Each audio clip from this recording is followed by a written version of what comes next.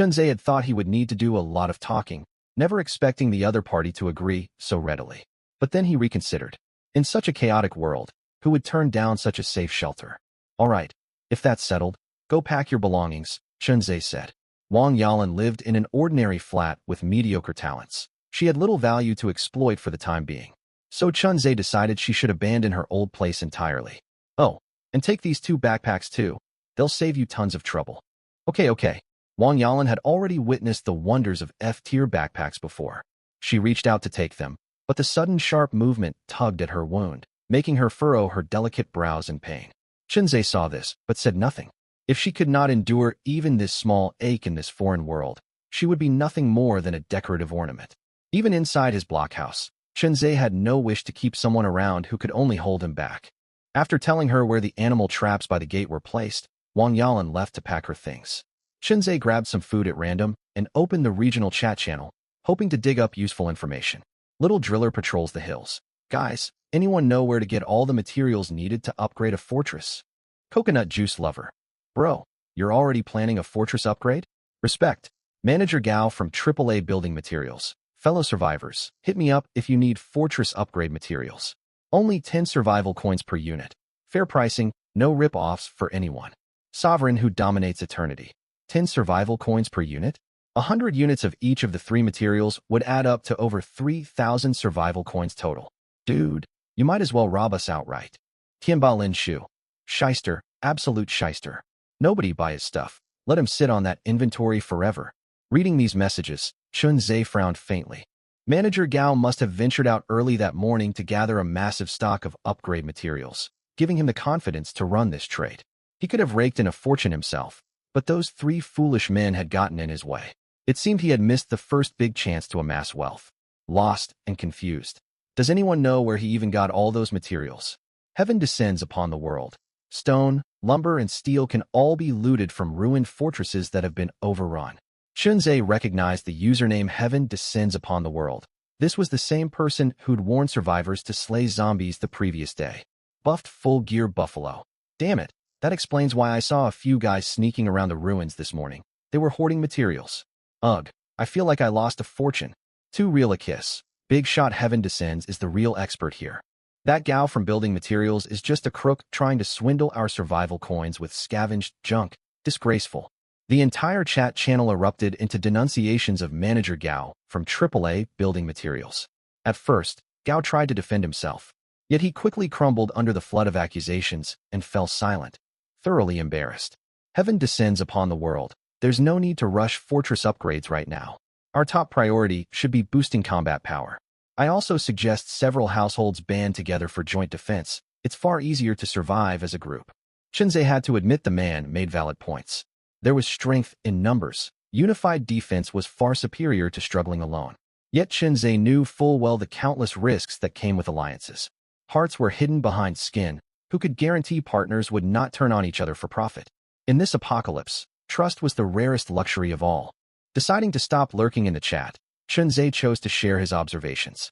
For they were all fellow citizens of Dragon Country. Li Yunlong from Magic City. Has anyone noticed that different fortresses face different numbers of zombie attackers? My guess is it links to a fortress's total rating. His message brought the scrolling chat to an abrupt halt for a split second before messages flooded in even faster. Genius brain. You're totally right. That tracks. Only Zuan Heman cigarettes. My fortress is F-rated, and 20 zombies attacked last night. Teddy Gummy Bear. Mine's E-rated. Over 30 zombies showed up. Survivors began sharing their experiences non-stop in the channel. After reading through the threads carefully, Chunzhe found the pattern matched his own hypothesis. Generally speaking, F-tier fortresses faced roughly 20 zombies, E-tier 30, D-tier 50. He had yet to spot anyone with a C-rated fortress. Chunze's own fortress had been ranked C-tier the day before. Though he'd unlocked the Tycoon's armor talent, its tier had not risen.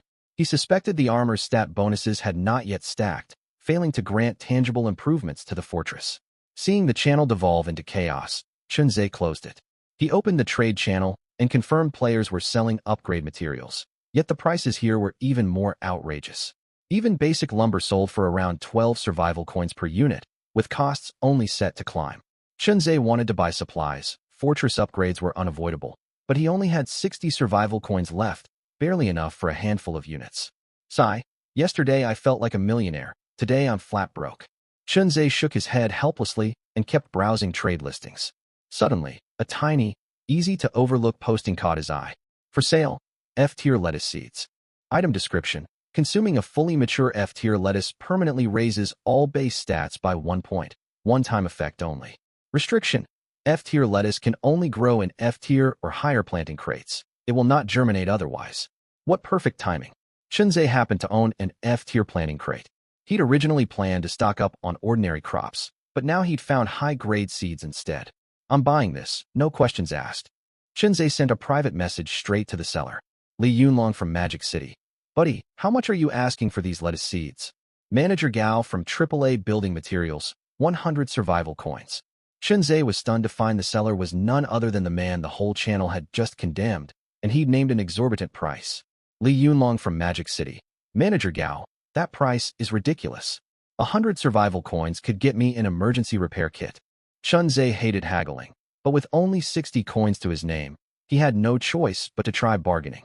Manager Gao from AAA Building Materials. Ridiculous? Do you know how fast F-tier lettuce grows? Just 7 days flat. I wouldn't even be selling them if I'd found an F-tier planting crate myself. 100 coins, take it or leave it. Gao was clearly still furious from the earlier public backlash and spoke sharply. He'd grown tired of endless price inquiries from people with no intention of buying. Far from angering Chunzhe, Gao's message filled him with excitement. 7 days to mature? Planted in my F-tier crate. It'll ripen in just 3 days. Once I harvest, I'll get more seeds to replant, an endless supply. I'm buying it, no matter what I have to trade. Chunzhe glanced around to tally his current stockpile.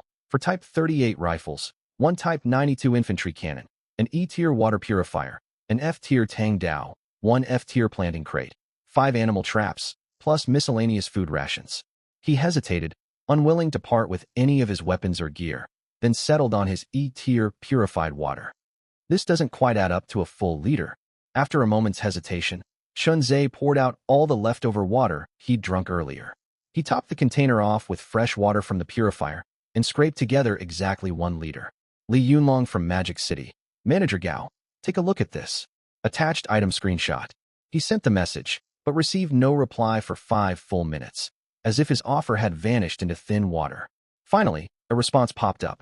Manager Gao from AAA Building Materials. Whoa, buddy, you want to trade this E-tier purified water for the seeds? Deal absolutely. As Chunzhe predicted, Gao agreed to the swap without hesitation. It made perfect sense. Seeds alone were worthless without a matching planting crate. E-tier purified water that directly boosted all stats held far greater immediate appeal. Chunzhe finalized the trade instantly and sent Gao a friend request. Manager Gao from AAA Building Materials. Buddy, you got any more of this E-tier water? Sell it to me. I'll pay a premium of 120 survival coins per liter. 120 coins per liter was an excellent rate for the current stage, yet Chunzhe declined to sell his stock for now. E-tier purified water not only boosted attributes, but also acted as makeshift healing salve.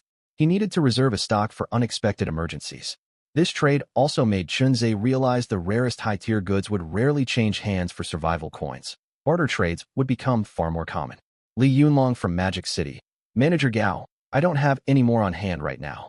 I'll hit you up if I find more later. Manager Gao from AAA Building Materials. Sounds good, pal. If you ever offload any high-grade items, come to me first. Fair trades. The man thousands had just called a greedy crook? Chunzhe closed the system interface and buried the lettuce seeds in his planting crate. Just then, Wang Yalan returned. Her 2 backpacks were stuffed to bursting, and every pocket of her jacket bulged with belongings. Chunzhe glanced over briefly. This woman truly knew how to set up a home. She'd brought every pot, pan, bowl, and seasoning bottle, hauled along plenty of furniture and appliances, and even 3 plush stuffed toys. Noticing Chunzhe's stunned expression, Wang Yalan grew embarrassed. Did I pack too much? Chunzhe scratched his head. It's all here now, so we'll make do with it. He paused, then added firmly. You'll stay on the 2nd floor. I'm on the 3rd. You are forbidden from stepping foot on the 4th floor without my permission. Nearly all of Chunzhe's critical supplies were stored on the 4th floor. Though Wang Yalan had once taken a blade wound to shield him, he could not drop his guard. Understood, Mr. Chun. Wang Yalan nodded hastily.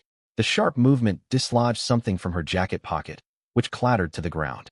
Chunzhe glanced down instinctively and spotted a small square pink box, with faint words reading, ultra thin, printed across its surface. Ah! Wang Yalan let out a startled cry. All pain in her shoulder vanished in an instant as she dove forward at lightning speed to snatch the box, clamping it tight in her hands. This is makeup. Don't get the wrong idea.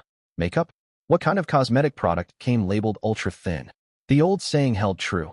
Men never appreciate married women until they grow older, wasting their youth chasing young girls instead. Married women were far more sensible. Chunzhe bit back a laugh. Sure, whatever you say. While the two chatted lightly, Yang Wei wallowed in misery elsewhere. Ever since Chunzhe had seized his fortress core that morning, he'd wandered aimlessly through this alien world. When he spotted the abandoned, overrun fortresses scattered across the landscape, his eyes lit up. Stone, lumber, steel, these are all materials for fortress upgrades. Once I sell this haul, I'm buying an excavator to tear that idiot Chunzhe's blockhouse down. Yang Wei cursed under his breath while working non-stop, stashing all 3 types of material into his system's temporary storage space. The system grants a 5-slot temporary storage for initial item storage and trading. Perhaps because he'd ventured out so early, or pure dumb luck, he looted the wreckage of 5 ruined fortresses without encountering a single rival survivor trying to steal his materials. Haha, fool Chunzhe, you'd never dream stealing my fortress core would land me such a mountain of treasure. Over the course of an hour, Yang Wei's stock of each material had surpassed 50 units. At this rate, he would soon meet the requirements for a fortress upgrade. All mine, every last bit of it. Carried away by triumph, Yang Wei raised his voice, completely oblivious to the large steel factory building a short distance away. The factory spanned over 200 square meters, housing more than 20 survivors inside. Manager Gua, what's that racket outside? Sounds like someone laughing. The speaker was Lei Daong, head security guard of Jinxiu Longwan residential compound. After their failed attempt to seize Chunzhe's blockhouse the previous day, the group had occupied this factory. The rest of the survivors had been rounded up from their homes by Gua Changzheng. Thanks to their numerical advantage, they had fended off the zombie horde overnight without casualties, earning Gua praise for his leadership. Manager Gua had been resting on a well-worn lounge chair when he heard the commotion. He stood immediately and peered out the factory window. Huh, isn't that old Yang Wei? What's he up to? Gua Changzheng furrowed his brows in confusion. Yang Wei walked toward a floating white light orb with a grin. He was unaware that over a dozen pairs of eyes inside the factory were fixed intently on him. Is that a reward from killing zombies? Red Sister asked, her loud voice carrying to everyone present. Their group had slain over 30 zombies the night before, yielding only 3 light orbs containing 1 basic survival ration pack and 2 F-tier crossbows. Gua Changzheng's eyes widened sharply at her words. Though middle-aged, he played online games like Legend and instantly grasped what the orbs contained. They must be materials dropped by overrun fortresses. Everyone, follow me outside to take a look. The mob surged out of the factory as one, spotting Yang Wei mid-laugh at once. Yang Wei spun around at the sound of footsteps and stumbled backward in shock. Shit, where did all of you come from? He stared in terror at the ravenous crowd charging toward him, his heart sinking. They were definitely here to steal his materials. There was no other explanation. Yang Wei, why are you skulking around our fortress so early in the morning? Gua Changzheng stepped forward, narrow triangular eyes glinting with greed, a thin smile playing on his lips. Oh well. Caught off guard by the question, Yang Wei stumbled over his words. He dared not admit he'd spent hours scavenging materials all the way here. If he did, his hard-earned haul would be seized for certain. Manager Gua, you scared me half to death. Yang Wei feigned calm, his eyes darting as he hastily concocted an excuse. His face fell instantly, as if he were about to burst into tears. Manager Gua, you have to stand up for me. That bastard Chunzhe forced my wife away from me and stole my fortress core. A few fake crocodile tears rolled down his cheeks as he put on a pitiful, wronged act. Chunzhe, the young man in that blockhouse. That's monstrous. It's only the 2nd day of the apocalypse, and he's already assaulting women. Damn it. We had no weapons yesterday, so he ambushed us. Now we've got crossbows. We need to find a way to take him out. The crowd chattered wildly, completely diverted by Yang Wei's fabricated tale. Gua Changzheng swept a cold glance over the group, silently cursing their lack of sense. Yang Wei was clearly trying to distract them. Yet these fools ate up every lie. He held up a hand to quiet the mob and spoke slowly. Yang Wei, you claim Chunzhe stole your wife and your home, but this is the apocalypse. I'm merely a property manager. What power do I have to settle such disputes? Even law enforcement can barely look after themselves now. We only protect those who stand with us to survive. As for your troubles, Guo Changjing trailed off, folding his arms across his chest and staring coolly at Yang Wei, that faint, unreadable smile still lingering on his face. The crowd caught on instantly. Guo intended to force Yang Wei to beg to join their group, at which point all his scavenged materials would belong to them. Exactly. This is the end of the world. Why should we risk fighting Chenze for you? Lei Daong chimed in. We watched you collect piles of valuable goods just now. Hand them over. Once you're part of our crew, Manager Guo might help you. Red Sister stretched out her hand bluntly, making no effort to hide her greedy gaze. Burning with rage, Yang Wei silently cursed Red Sister and her entire family. They had seen him gathering materials all along. He suppressed his fury and forced a grin more wretched than weeping to face Guo Changjing. Ha, of course. He pulled out over a dozen stacks of materials from his storage. If you'll accept me and help kill that Chenze, take these materials as my joining gift. I hope you won't think it's too little. As he spoke, Yang Wei watched Guo Changjing's expression from the corner of his eye. Guo Changjing stared at the dozen stacks of materials, but made no move to take them, a half-smirk lingering on his face. Yet his mind raced, wondering how many more valuable supplies Yang Wei still had hidden away. Yang Wei, this greeting gift of yours does show some sincerity. But there are so many of us, this simply won't be enough. Yang Wei's heart sank, seething inwardly at Guo Changjing's insatiable greed. Before the apocalypse, this tiny property manager wasn't even worthy of shining his shoes. Now he dared to lord it over him as a blood-sucking leech. Though boiling with resentment, his face only stiffened for a split second before he plastered a fawning grin back on. Haha, Manager Guo, you've got an eye for valuables. If that's what you need, I'll hand everything over. With that, Yang Wei pulled out more than 24 different stacks of materials. Seeing this, Guo Changjing pressed him no further. What's mine stays mine. All his stockpiles would fall into Guo's hands sooner or later. He strode forward at once and clamped a firm hold on Yang Wei's wrist. Brother Yang Wei, don't stand on ceremony like this. From now on, we're family, standing side by side through everything this apocalypse throws at us. Fake warmth oozed from every inch of Guo Changjing's face as he squeezed Yang Wei's hand tight, his triangular eyes narrowing to thin slits. Listen up, everyone. Starting today, Yang Wei is one of our crew. We share every blessing and bear every hardship together. And as for Chenze, Guo Changjing paused, his triangular eyes narrowing slightly. Let him gloat a few more days. We'll settle old scores and new grudges soon. Over at Chenze's side, Achoo, who's bad-mouthing me behind my back. Chenze had no idea his two foes had allied like a pair of rats, hatching schemes as one from their factory base. Right then, he stood atop the bunker's watchtower, surveying the surrounding wasteland. Two blazing suns hung high in the sky, their heat warping the air. The ash-gray earth lay cracked and parched for miles around. Dozens of makeshift fortresses dotted the landscape sparsely. Every so often, figures darted between them. Survivors still clinging to faint hope, scavenging the wrecked shelters for usable materials, though their efforts were clearly futile. As Chenze watched, 3 or 4 separate groups trundled away with downcast shoulders, empty-handed from their searches. This hellish heat's even worse than yesterday. Chenze wiped sweat from his brow and pulled out his phone. Its battery was nearly dead. The screen read an outdoor temperature of 35 degrees Celsius. The number sounded mild, but this was an alien world with no electricity, meaning no air conditioners or fans anywhere. Even inside the tall watchtower, the air hung thick and stifling, let alone single-story buildings whose roofs baked directly under the sun. The Global Survivor chat channel had long erupted in furious complaints. Damn it! Scorching heat by day, ravenous zombies by night. How are we even supposed to survive? Guys, please, anyone, does anyone have ice cubes to trade? My 3-year-old kid's passed out from the heat. Ice? The power cut the second we got transported here. My fridge is leaking all over the floor. There's not a single cube left. Quick, wipe your child down with a damp towel. It'll bring their temperature down. Anyone got extra water? I'm dying of heat. I'll beg someone to take me in. Mr. Chun, can you hear me? Wang Yalan's voice drifted up from the stairs below. What's the matter? Chunze had ordered Wang Yalan never to climb to the 4th floor without his permission, and she'd clearly remembered the rule. Mr. Chun, the power's been out far too long. Our fridge is thawing out. I've still got some ice cream I bought before all this. Would you like some? Wang Yalan lingered on the staircase, her back turned so she wouldn't glance up at the rooftop, afraid of irritating Chenze. Ice cream. A cold, creamy treat sounded perfect in this swelter. Chunzei turned to head downstairs when a stark splash of vivid green far off in the distance caught his eye, a jarring contrast against the wasteland. Huh. Chunzei let out a quiet exclamation, squinting hard toward the horizon. The distance was too great to make out clear details. The green patch flickered faintly in the haze. What on earth is that? A thought struck him.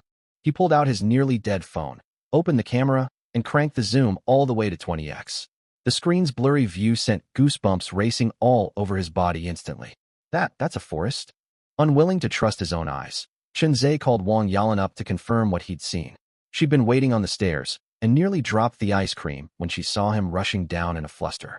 What's wrong, Mr. Chun? Before she could finish speaking, Chunzei dragged her up to the top floor and held out the phone. Take a close look. Is that a stretch of woods over there? Wang Yalan followed his pointing finger to the blurry image on the screen.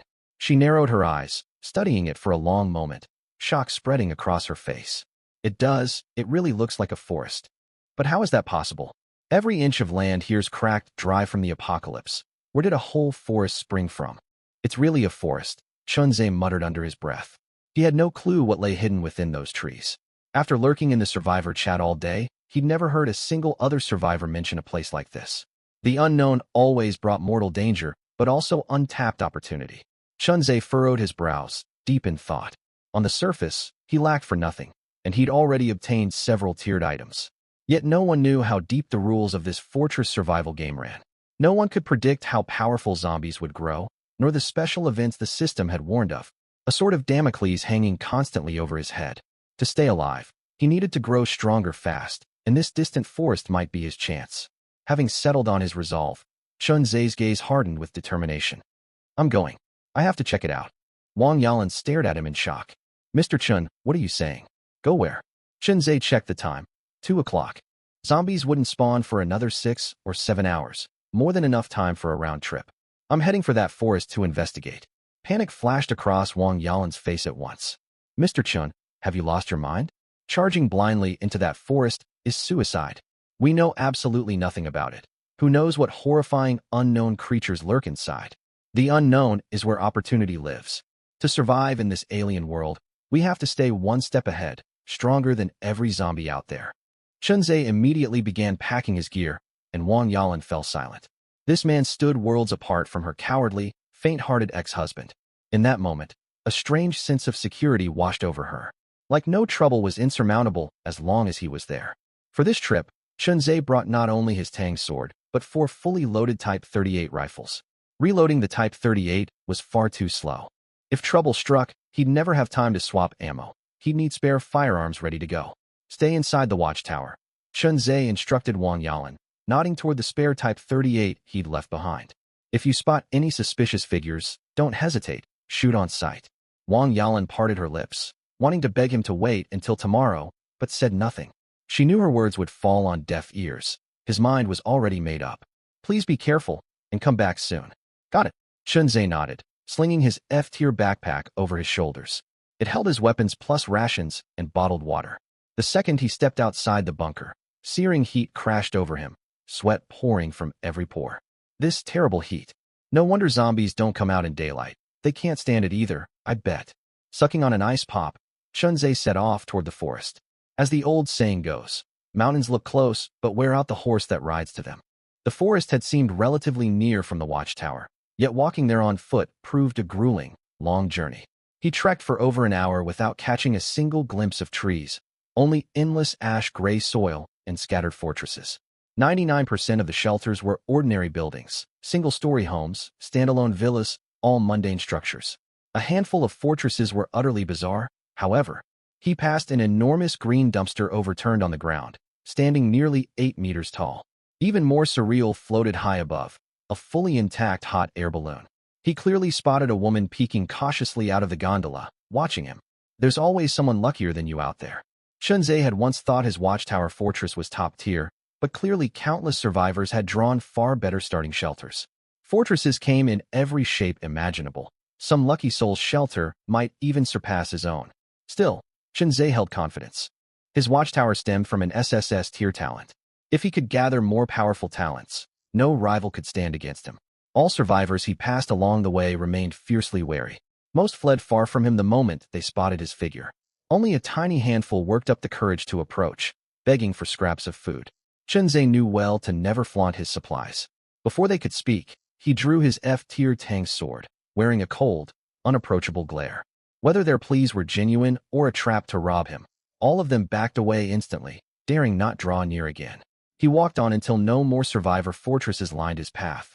Glancing back, he could barely make out the balloon fortress hanging in the sky. 2 full hours had passed since he set off. Chunzhe pulled a bottle of mineral water from his pack, chugged most of it, and poured the rest over his head. A faint coolness washing over him. Where the hell is that forest? Was it just a mirage? Doubt crept into his mind. He resolved to walk another 30 minutes. If the forest still didn't appear, he'd turn back at once. Once night fell, without a fortress for shelter, zombies would tear him apart. Just then, he noticed the air growing thick and muggy, carrying a damp, rotting wood scent blowing toward him. He quickened his pace and scrambled up the hillside ahead, and the whole landscape opened up before his eyes. Staring at the almost surreal sight, Chunzhe could no longer contain his awe and gasped out loud. Holy hell! This is absolutely breathtaking. Chunzhe stood frozen, eyes wide, his breathing quickening wildly. The scene far exceeded every expectation he'd had. Beneath the hillside stretched a sea of deep, saturated green, like undiluted paint spread across the land. Colossal trees towered overhead, their canopies blotting out the sun. Each stood at least 100 meters tall, their thick trunks wide enough for a dozen people linking arms to encircle. Strange, ancient textures carved the tree bark, etched by untold years. Silky thread-like vines dangled from the branches, swaying gently in the breeze. This is the alien world's forest? Chunzhe's throat went dry, and he swallowed hard. His stunned reaction was understandable. Trees 100 meters tall rivaled skyscrapers back on Earth, and here they stretched on endlessly across this desolate wasteland. He'd visited Changbai Mountain on Earth before, marveling at its ancient towering pines as a masterpiece of nature. Yet next to these alien giants, Changbai's trees looked like tiny saplings. Everything here existed on an incomprehensible, impossible scale. Chunzhe stepped forward, eager to draw closer, only for a faint translucent light barrier to materialize directly in his path. The barrier acted as solid matter, shoving him forcefully backward. What the hell is this? Before Chunzhe could process what had happened, the familiar cold mechanical voice echoed inside his head. Warning, the zone ahead is a high-risk restricted area. Access unlocks in 1 day, 10 hours and 28 minutes. Forcing entry will result in an extremely high fatality rate for all survivors. Confirm entry. High-risk zone. Extremely high chance of death. Chunzhe hesitated, narrowing his eyes. He suddenly pictured old RPG games he'd played. Locked zones always meant extreme danger paired with extraordinary rewards, loot far superior to anything survivors could find in unlocked territory. If he got in before anyone else, the resources here would grant him an overwhelming edge in the apocalyptic struggle. He understood this better than anyone. The Global Fortress survival game had given him a second chance. He would never let anyone trample him again. Damn it. Death comes for us all eventually. I'm going in. He mentally selected confirm, and the light barrier dissolved instantly. A thick, damp air reeking of rot washed over his face. Gripping his Type 38 rifle tight, Chunzhe stepped forward without a second's delay. Dense underbrush lined the forest's edge, reaching up to his chest. He fought his way through, the tough twigs and leaves scraping against his body with constant rustling sounds. Chunzhe scanned his surroundings vigilantly, but the thick foliage blocked nearly all his line of sight. Suddenly, he remembered the mysterious animal hide he'd obtained from Fatty. It could detect humans and zombies. Would it pick up wild beasts too? How could I forget this lifesaver? He unfurled the hide, which functioned like a GPS. A 5-pointed star marking his own position sat dead center. Along the hide's edges, countless tiny glowing dots flickered to life, covering almost every inch of the border. Chunzhe's heart skipped a beat. The sheer number of dots meant countless hidden dangers surrounded him. The hide's detection radius spanned 1 kilometer, not far, yet not trivial. A large mutated beast could close that distance in mere seconds. Yet he'd barely reached the forest's perimeter, turning tail empty-handed, stoked bitter frustration. Gritting his teeth, Chunzhe changed course and pressed onward, hoping to circle around the cluster of threats ahead. He wove cautiously through the bushes, never taking his eyes off the animal hide in his hand. The swarming, glowing dots never faded, as if every hidden creature tracked his every movement. He felt as though trapped in a massive hunting ground, watched by countless unseen predators, forced to tread with infinite care every step of the way. As he walked, the underbrush thinned, and the colossal ancient trees loomed larger ahead. He'd finally reached the forest's inner depths. The giant trees pierced the sky like skyscrapers. Sunlight filtered through layered leaves, casting slanted golden light beams and dappled patterns across the forest floor. Chunzhe tilted his head upward. Fluttering rustles and wild animal cries echoed from the treetops. Countless forest creatures lurked hidden in the shadows. He had no way of knowing which beasts posed a lethal threat, so he clutched his rifle firmly, remaining on full alert. When Chunzhe stepped around an immensely thick ancient tree, a striking burst of vivid scarlet burst into his line of sight. It was a plant half a meter tall, its stalk as thick as a young child's arm, sturdy and rooted deep in damp humus soil. Twisted vines unfurled outward, heavy clusters of orange-red fruits hanging thick from every branch. Round, plump, dozens of fruits covered the entire vine, looking incredibly tempting. Are those tomatoes? Chunzhe's pupils blew wide, the question slipping out in a quiet murmur. The fruit's shape mirrored Earth's tomatoes perfectly, yet twice their normal size. Their skins glowed bright, translucent red, full and rounded, coated in a faint, glossy sheen. No doubt about it, these were tiered mutated plants. Chunzhe glanced down at the animal hide and spotted a sharp spike in glowing yellow dots surrounding the patch. Some beast claimed this territory. His eyes narrowed, cold ruthlessness flickering across his face. Damn it. No matter what it is, these tomatoes are mine, and I'm taking them. Chunzhe inched forward little by little, barely shuffling his feet. After more than 10 minutes, his fingers finally brushed against the first ripe fruit. Instantly, the item's stats flooded his mind. E-grade tomato. Consumption permanently boosts all base attributes by 2 points, capped at 6 total bonus points. Holy hell. E-grade. Chunzhe's mind reeled in shock. He knew an E-grade durian fruit only granted 5 all-stat points. It took 10 full days to yield a small chunk of pulp. This E-grade tomato handed out 2 points in one bite alone. It was an overpowered treasure for this stage of survival. I'm picking every last one of them. His heart hammered wildly as his hands moved at lightning speed. He stuffed one E-grade tomato after another into his backpack. A vivid, terrifying thought crashed over him. He felt like a bank robber on the run, bloodthirsty hunters closing in on every side. He had to hurry every single second. One extra tomato meant more strength. A single second's delay could get him torn apart by beasts. Time stretched thin, the world around him blurring into haze. Only the bright red fruits hanging thick on the vines remained crystal clear to his eyes. Chunzhe's hands blurred with motion, swift and decisive. In mere moments, he stripped every heavy fruit from the vines. A quick count told him there were at least 20 to 30 tomatoes in total. Shoo shhh. A faint, grating rustle suddenly exploded loud enough to pierce his ears. Chunzhe's already frayed nerves snapped completely, every hair on his body standing on end. He jerked his head up to scan his surroundings, but the forest was far too dense. He couldn't spot a single thing hidden within the foliage. Caw. Screech. A raucous flurry of bird cries cut through the silence right then. Flocks of massive, unknown birds beat their wings and fled in panic. Shit. What the hell is coming? He glanced down instinctively at the mysterious beast hide clutched in his palm. The swarm of faint yellow light points that had lingered along the edges had shrunk inward to within 100 meters of him, packed so tight they made his scalp crawl. They advanced toward his position at a terrifying pace. Fuck, they're heading straight for me. Run. Chunzhe didn't hesitate for a split second, making his choice in an instant. Every single yellow dot marked a mutated beast. If they caught up, not even his bones would remain. Only an idiot would stand and fight. He tightened the straps of his backpack, securing the sack brimming with E-grade tomatoes firmly to his back. Gripping his Type 38 rifle in one hand, he pushed off hard and bolted straight for the forest's outer perimeter without a backward glance. Stealth no longer mattered. Heavy footsteps crunched over dry branches and rotting leaves, sharp cracks echoing through the trees. Wind howled through the woods, and the endless rustle of crawling creatures drew closer behind him with every heartbeat. Chunzhe squeezed the beast hide in his fist and stole a quick glance. The dense yellow danger markers surged forward like an unbroken tide, locked on his trail and closing the gap non-stop, covering every inch of ground behind him. What in God's name is chasing me? Chunzhe snarled, darting a panicked look over his shoulder. That single glance nearly sent him crashing face first into the dirt. 40 to 50 meters back, an endless mass of pitch-black creatures rolled forward like spilled ink, sweeping straight toward him. They were countless mutated ants. These insects dwarfed ordinary ants beyond recognition. The smallest ones were as big as his thumb, while the largest matched the size of a fist.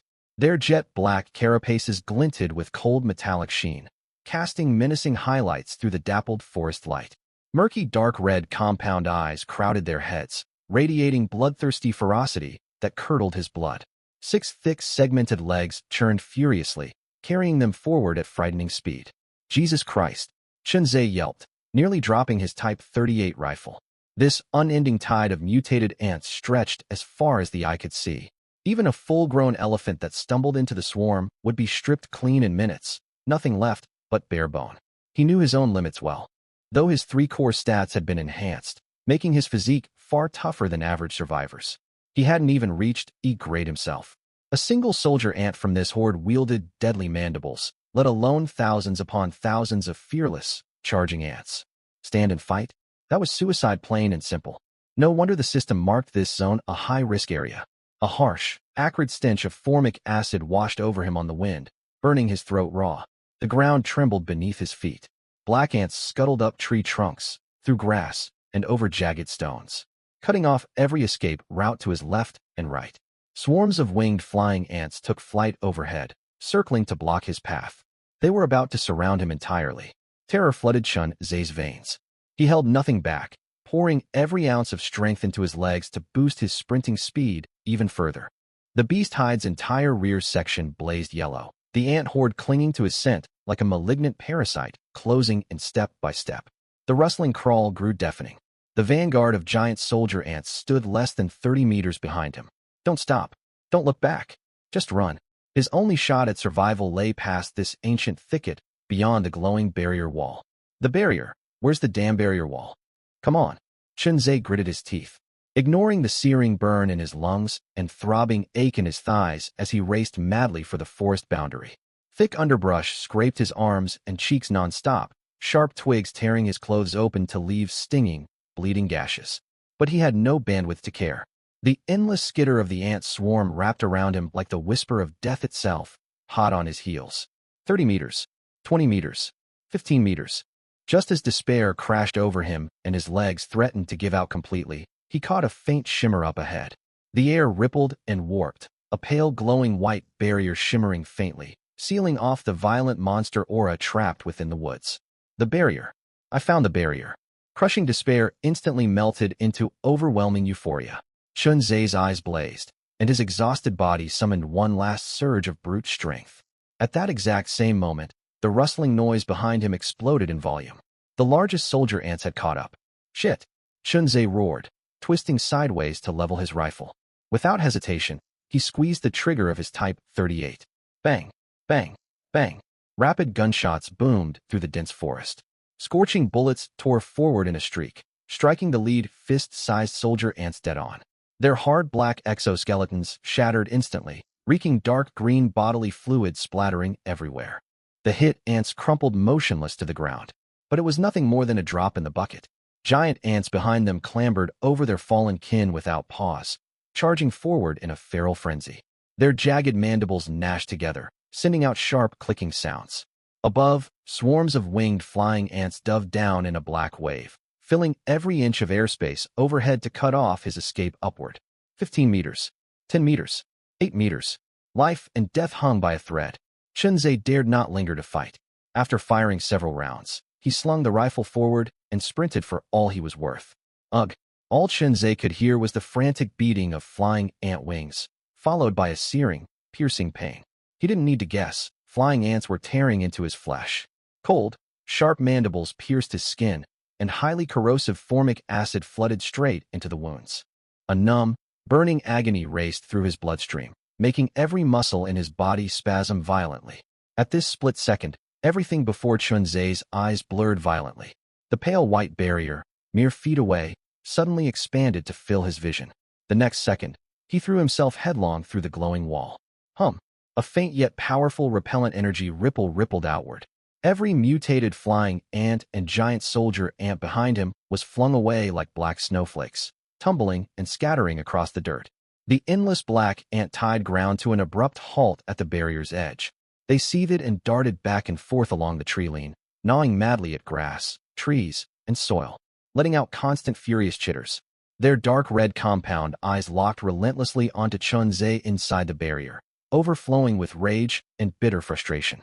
But none dared touch the glowing white divide separating life from death. All strength drained out of Chunzhe in an instant. His legs buckled, and he stumbled to his knees, bracing his palms against the ground as he gasped for air. Huff, huff. Ragged, wheezing breaths echoed along the empty edge of the safe zone, sounding like a broken bellows pumping air. Every muscle in his body ached with numb exhaustion, his lungs burning as if he'd swallowed fire. Each inhale brought a tearing, agonizing sting. After 7 or 8 full minutes of heavy gasping, Chunzhe finally felt a little steadier. He glanced back, his heart hammering with lingering dread. Outside the barrier, the black mass of mutated ants still refused to leave, packed tight along the treeline. He knew full well, if that glowing wall shattered for even a second, the swarm would surge forward and tear him to shreds without mercy. A cold chill ran down Chunzhe's spine. He tore his gaze away from the horrifying horde, unable to bear watching any longer. Damn it, I was reckless this time, nearly got myself killed. He muttered under his breath, slowly peeling off his shirt to examine the wounds covering his back. The moment he ripped the fabric free, a tiny black creature slid down the cloth and crashed heavily onto the dirt. Chunzhe froze stiff, snapping his head down to stare. It was the giant mutated flying ant that had clamped its jaws into the nape of his neck. Fuck me. He stumbled backward 2 paces in terror, his scalp prickling with cold dread. Shock widened his pupils, and his Type 38 rifle materialized in his hands at once. Pop, pop, pop. Before the insect could twitch a single limb, bullets tore through its body, milky white ichor splattering across the ground. The flying ant never moved once. Chunzhe realized with relief that the barrier's repellent energy had killed it the second he crossed through. He'd only wasted bullets shooting a corpse. Thank God. Chunzhe let out a long, shaky breath, his taut nerves finally unwinding. A wave of overwhelming weakness washed over his frame. The endless ant swarm had scarred him deeply. Now every tiny rustle or faint movement sent a shudder of terror through his bones. He glanced down at the mangled flying ant carcass on the ground and spotted a small black bead beside it, coated in sticky milky fluid. What's this? Chunzhe forced himself to his feet and picked up the bead. A system prompt immediately flashed across his mind, displaying the item's details. E-grade flying ant beast core item description. Contains immense latent energy, capable of aiding mutated beasts and human survivors in breaking through to higher evolutionary tiers. Ha ha ha. The second he read the description, Chunzhe burst into unrestrained laughter. All the fear and exhaustion weighing on him melted away, leaving only pure, blazing joy in his eyes. This narrow escape had been a gamble with death itself. Snatching nearly 30 E-grade tomatoes from the ant swarm was already an incredible windfall. Yet he'd accidentally slain a flying soldier ant and gained a genuine E-grade beast core as an extra reward. Tiered produce was rare, sure, but survivors could still hunt zombies for it. And some fortress talents generated tiered fruits as well. Beast cores, however, had 0 obtainable sources at this stage of the world. Their value far outstripped their grade classification. Chunzhe suspected this single beast core might be the only one in existence among all human survivors. With this E-grade beast core, once I max out my attribute cap, I'll break through my evolutionary shackles with 0 resistance and rank up to E-grade smoothly. He spoke the words, his gaze hardening as he stared through the glowing barrier at the ant horde beyond. When I level up, I'll slaughter every last one of you. After voicing his threat, Chunzhe decided against lingering to tangle with the insects any longer. He calmed his racing mind and carefully inspected his injuries, his frown deepening the more he saw. Countless small cuts and scrapes covered his body, but the worst damage lined his left shoulder. Deep, gaping gashes torn open by the flying ants, swollen and inflamed badly. Corrosive formic acid seeped deeper into his wounds non-stop, the numbing, burning agony spreading outward. Within minutes, his entire left arm grew stiff and sluggish, making it hard to even grip his rifle properly. He pulled a water canteen from his backpack and rinsed the wounds clean. Still uneasy, he sent a message to Wang Yalan, asking her to trade over some amoxicillin via the system marketplace. Ever since Chunzhe left the fortress, Wang Yalan had stayed holed up in the blockhouse, constantly watching the path he'd taken, terrified she'd miss his return. Her heart had hung heavy with worry the entire time, dreading the worst. When her system notification pinged, she opened it instantly. Panic surged through her when she read Chunzhe needed antibiotics. Her heart shot straight into her throat. Chunzei, what happened? Are you hurt? Tell me where you are. I'll come meet you. Her message shot over in a rush, every word thick with unhidden anxiety. It's nothing serious, just minor cuts. The antibiotics are just a precaution. Chunzei sent a brief reply, choosing not to detail his deadly encounter with the ant swarm in the woods. Dusk was fast approaching, and he needed to keep his message short. Getting back to the blockhouse before nightfall was his top priority. Thank goodness you're all right. Hurry back. I'll wait for you inside the blockhouse. Message me if you need anything else. Wang Yalan knew the wilderness grew exponentially more dangerous after dark. This was no time for drawn-out questions. She immediately pulled open the system trade panel and sent over all her remaining amoxicillin tablets, plus gauze and medical adhesive tape as extra supplies. Be extremely careful out there. Your safety comes first above all else. Warmth flickered in Chunzei's chest as he read her gentle, caring note. In this cruel, cold alien world, someone waited for him and cared about his well-being. The feeling was unexpectedly comforting. He popped one antibiotic pill into his mouth right away, yet the numbing paralysis from the formic acid in his shoulder didn't ease at all. In those few short minutes of delay, the toxin kept spreading. His left arm stiffened further, making holding his rifle cumbersome. Chunzei's expression darkened. He couldn't afford to waste another second. He dared not test just how potent the mutated ant venom was. If the acid spread further, the consequences would be catastrophic. He shot a cold glare at the ant swarm trapped behind the barrier wall. Just wait. I'll hunt every single one of you down eventually. He turned and set off toward the blockhouse. The journey normally took over 2 hours, but driven by desperation to return and crippled by his wounds, Chunzei covered the distance in only 90 minutes flat.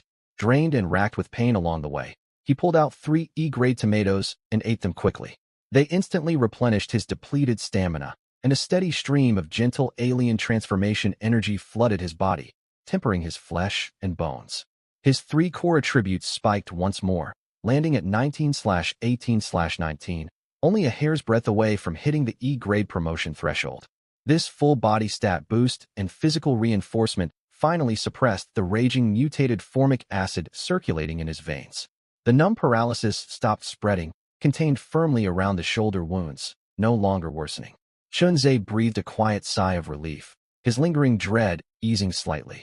Looking back on his venture into the high-risk thicket, every second had been a dance on a knife's edge, his life hanging by a thread the entire time. He'd recklessly wandered into an ant nest territory, been hunted by tens of thousands of giant mutated ants, poisoned by flying ant bites, and fought tooth and nail to break through the glowing barrier at the last possible second. One misstep, one split-second delay anywhere along the way, and he would have ended up torn apart and devoured.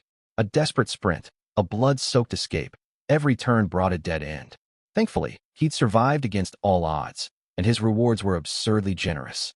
28 full E-grade tomatoes, his 3 core stats nearly maxed out, plus a one-of-a-kind E-grade beast core clutched in his possession, the perfect resource to skip normal promotion limits. The sky dimmed steadily, the sweltering daytime heat fading away. The silhouette of the blockhouse grew clearer in the distance. He spotted a lone figure standing at the 3rd-floor observation window. Wang Yalan. Chunzei sent her a quick message. I can see the blockhouse. I'll be there in 5 minutes. Her reply arrived instantly. That's wonderful news. I'll flip on the searchlight right now. Hurry home. Just reading her words painted a vivid mental picture for him. That lovely married woman would light up with joy the second the message popped up, hurrying to flip on the searchlight to light his final stretch home. No wonder so many men adore married women. Young girls would never go out of their way like this.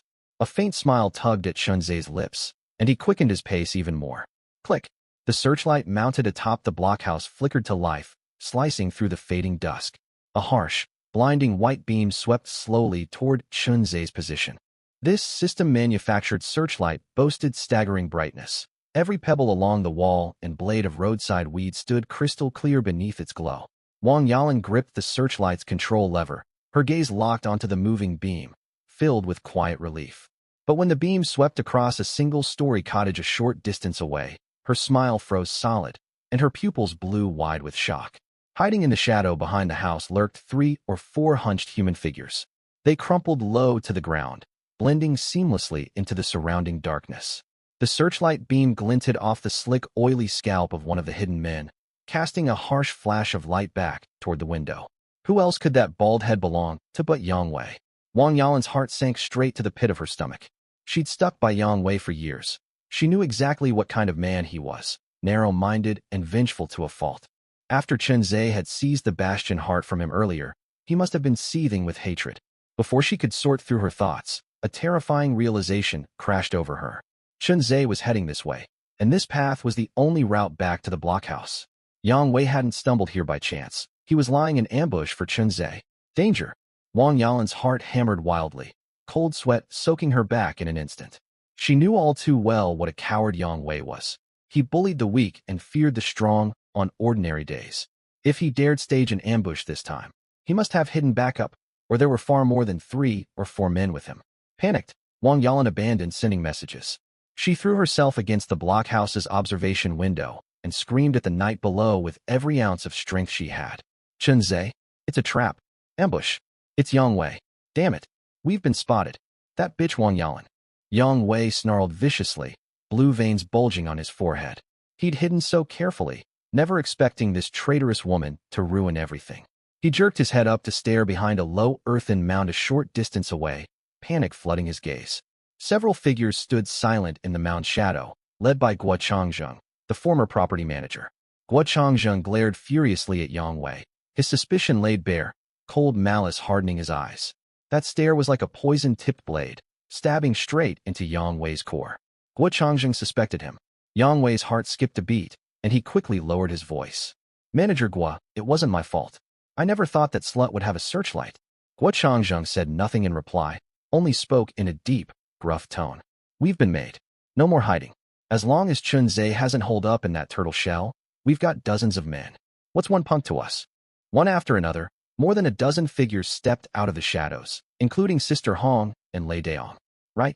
Charge together, kill him, and seize his blockhouse. Lei Daong shouted, kneeling atop Yang Wei's roof with a black-hand crossbow. He aimed straight for Chen Zhe's position. You little rat. Once you're out of that shell, I'll riddle you full of bolts. Lei Daong's hiding spot had gone unnoticed until he opened his mouth. Wang Yalan spotted him instantly from the blockhouse. Without a second thought, she white-knuckled the searchlight lever and twisted it hard toward the voice. Click! A blinding pale beam swiveled sharply, shooting like an arrow straight for Yang Wei's rooftop. Bathed in harsh light, Lei Daong's hunched silhouette stood exposed with nowhere to hide. Down below, Chen Zhe's instinct snapped taut the second Wang Yalan shouted her warning. His 3 core stats had surged to nearly 20 points, granting him a far sharper danger intuition than ordinary people. The moment he heard ambush, he dropped low without hesitation. He threw himself sideways behind a crumbling wall. Whiz! His body barely cleared the ground when a crossbow bolt sliced through the air, grazing his shoulder before thudding into the spot he'd stood a split second prior. Shit! He dodged it. Lei Daong cursed, unaware he'd stoked Chen Zhe's unbridled rage. You're begging to die? Chen Zhe narrowed his eyes, frigid killing intent surging in his pupils like an enraged beast. His 19-point perception stat let him pinpoint exactly where the bolt had come from, and the searchlight's fixed glare left Lei Daong completely exposed on the roof. He didn't give the crossbowman time to reload. Gripping his Type 38 Arisaka rifle, he lined the barrel up perfectly with the hunched figure along the beam of pale light. Chen Zhe moved with lightning speed, working the bolt and firing in one fluid motion. Pop! Pop! Pop! 3 rounds tore through the night sky, screaming outward. Lei Daong had just knocked a second bolt to take another shot when the blinding searchlight blinded him. Before he could react, a hail of bullets tore into him. We're done for. The thought barely crossed his mind when a stream of bullets slammed into his body. Flesh and bone splintered everywhere. The force of the gunfire hurled Lei Daong backward violently. His F-grade hand crossbow slipped from his grasp, clattering against the tiles. He never got to finish a scream. His body rolled down the sloped roof and crashed heavily onto the cracked earth below. Yang Wei, Sister Hong, and the others froze on the spot, icy dread washing over them. They'd thought their numbers, +2 E-grade bows, guaranteed a successful sneak attack on Chen Zhe. But in a single exchange, their strongest fighter Lei Daong lay dead, without a single chance to fight back. Cold terror gnawed at every heart. Cold sweat dripped down their spines, and their muscles trembled uncontrollably. A bone-deep fear chilled them to the core. Daong's dead. He's a monster, someone shrieked, all their earlier bravado vanishing. They stumbled backward, ready to flee for their lives. Chen Zhe, we were all neighbors. Guo Changzheng forced us to come. Yeah, Manager was fault alone. We surrender. We won't fight anymore. This mob were random stragglers Guo Changzheng had rounded up at the last minute. They'd only tagged along to scavenge supplies, never intending to risk their lives. Most had no idea how ruthless Chunzhe was, writing him off as just some lucky nobody. But watching Lei Daong get shot full of holes and thrown off the roof shattered every last shred of courage. Visions of seizing the blockhouse and looting treasure vanished completely. Survival was all that mattered now. In an instant, the once aggressive crowd fell apart. Some shrank back, others dropped steel pipes and iron rods to the ground, and more turned to run outright. Guo Changzheng's face turned livid with rage. He raised his E-grade crossbow and fired a wild bolt toward Chunzhe, barking orders. Don't panic. He only has an old bolt-action rifle. Charge him. If we close in, we could drown him with spit alone. The men knew his logic held merit, but Lei Daong's fresh corpse lay just a short distance away. The gruesome sight burned into every mind, their feet heavy as lead, refusing to move forward. Whoever charged first would catch a bullet for sure. Seeing no one advance, Guo Changzheng leveled his crossbow straight at Yang Wei. You lead the charge, or I'll kill you right now. Huh? In no way, Manager Guo. He's armed, I'll get killed. Yang Wei cowered like a quail, ducking his head lower, terrified a bullet would blow his bald skull apart. Guo Changzheng flew into a frenzy, kicking Yang Wei square in the rear and sending him stumbling out from behind cover. At that exact moment, pop! Another gunshot rang out. The shot missed, slamming into the ground 2 or 3 meters in front of Yang Wei, tearing a massive crater in the dirt. Spare me. Don't kill me. Yang Wei's soul fled his body. He stumbled and collapsed to the ground, a wet stain spreading rapidly across his trousers. The woman in the blockhouse has a gun too. A sharp-eyed man spotted the shooter hadn't been Chunzhe and shouted a warning. All faint resolve Guo Changzheng had stirred in them evaporated. 2 guns stood against them. How could they possibly win? Run! The single word broke the mob. They abandoned all pretense and bolted. Damn spineless cowards, Guo Changzheng roared. But their nerve was broken, and he had no choice but to find a way to escape himself. He hunched low, slipping toward cover to flee. Meanwhile, Chunzhe held his fire after killing Lei Daong. He had no way of knowing how many foes hid in the shadows, or what other weapons they carried. The night was pitch black, every corner of the ruins draped in shadow. Any dark crevice could hold someone waiting to loose a hidden bolt. But now these men sought to flee the second things turned sour. He'd show them no mercy. You came here for a fight, you'll leave something behind. Hospitality demanded reciprocity. These men had come to take his life. He would not let them escape unscathed today. Chunzhe moved. His nearly 20 points across all 3 stats lent him the agility of a phantom. He pushed off the ground, vaulting effortlessly onto the roof of a nearby building, rifle raised. Bang! The crisp crack of the Type 38 echoed out. One fleeing man crumpled to the ground, twitching once before falling still. Chunzhe was a reaper lurking in the dark, firing shot after shot with pinpoint accuracy at the scattering crowd. Every gunshot brought screams or panicked cries from his targets. Within moments, 5 or 6 men had been hit. They stared back in terror, wailing like slaughtered pigs. My leg. Manager Guo, help me. I don't want to die. Chunzhe, Sir Chun, I beg forgiveness. Guo Changzheng made us do it. Spare my worthless life. Guo Changzheng, may you rot in hell. Screams and curses tangled together in the chaos. The survivors didn't dare glance back, sprinting for all they were worth as if a soul-devouring fiend chased their heels. Darkness had fully settled by now. Though Wang Yalan swiveled the searchlight non-stop, survivor bastions dotted the surrounding ruins, cutting off Chunzhe's line of fire. Run all you like. Once I'm free, I'll storm every one of your bastions and see where you hide then. Chunzhe burned with genuine fury. He hated leeches who sought to steal others' achievements above all else. Back on Earth, he'd failed to protect his company. Here, he would never let anyone seize his blockhouse from him. Just as Chunzhe prepared to end his pursuit, a flash of reflected light caught the corner of his eye within the searchlight's sweep. He whipped his head around, locking onto the spot and shouting sharply. Yalan, aim the searchlight over there. On it. From her high vantage, Wang Yalan watched Guo Changzheng's group split apart and flee far into the distance. Still, she swiveled the beam straight where Chunzhe pointed without delay. The pale light pierced the darkness, illuminating the stretch of cracked earth. A small, unassuming dirt mound sat there, and the flash of light came from Yang Wei's shiny bald scalp.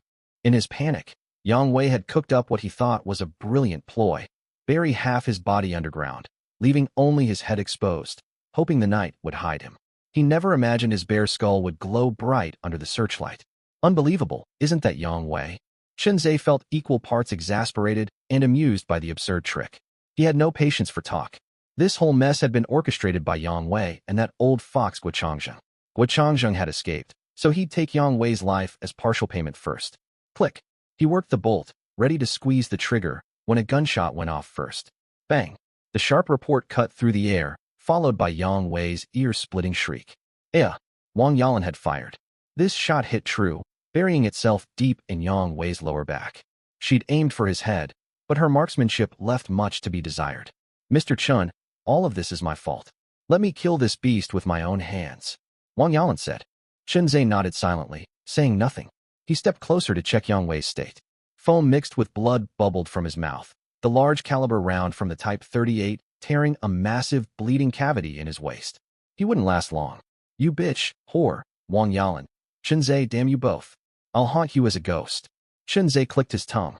This cowardly man had spent his whole life groveling, yet found a shred of defiance in his final moments. He had no interest in torturing Yang Wei further. Drawing his F-grade Tang Dao, he sliced clean through the man's neck.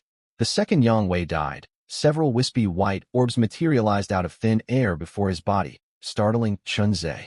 What's this? He studied the orbs closely, recognizing them as the same reward glows the system dropped after kills. He reached out and touched them. Ding. Detected. 33 units stone, 35 units timber, 22 units steel. Collect materials? The system's cold mechanical voice sounded sweeter than any melody to Chunzhe's ears. Collect them all. Ha. Yang Wei, you old fool, you're my lucky charm. First you handed me your wife. Now a mountain of upgrade materials. Chunzhe grinned wide, all the lingering frustration from the ambush melting away. He pieced it together instantly. Every survivor received a 5-slot trade storage space from the system. Upon death, all stored items spilled out into glowing orbs. Truly, blood and gold go hand in hand in this world. Chunzhe gathered all the materials excitedly, then searched each corpse he'd shot down one by one. Just as he suspected, faint white glows hovered over every body. Aside from one F-grade hand crossbow, he recovered over a dozen more batches of Bastion upgrade materials, likely scavenged and hidden by the men earlier that day.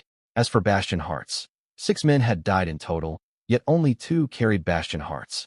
They must have joined Guo Changzheng's faction that very day, their personal bastions still intact from the zombie hordes. Both Bastion hearts bore common F-grade talents, worthless for absorption. After a moment's thought, Chunzhe listed them on the trade marketplace for 100 survival coins apiece. By the time he finished, Wang Yalan had urged him to return 3 times already. Mr. Chun, come back quickly. I swear I hear zombies closing in. Chunzhe's 3 core stats neared the 20-point threshold. His sight and hearing far surpassed human limits.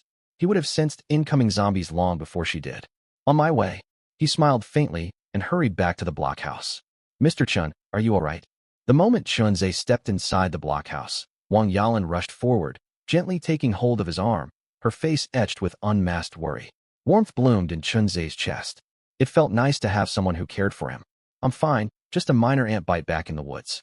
He stretched his arm to show her it no longer troubled him. An ant bite, Wang Yalan echoed, assuming an ant sting was trivial. But when she leaned in to examine the wound, she froze stiff. A gruesome gash the size of his thumb marred Chunzhe's left shoulder. The bitten area swelled violently, discolored an unnatural purple-blue, dark bruising spreading outward in an unsettling pattern. The sight made her stomach churn. All thoughts of a harmless little bite vanished. Wang Yalan's face paled, her heart constricting with panic.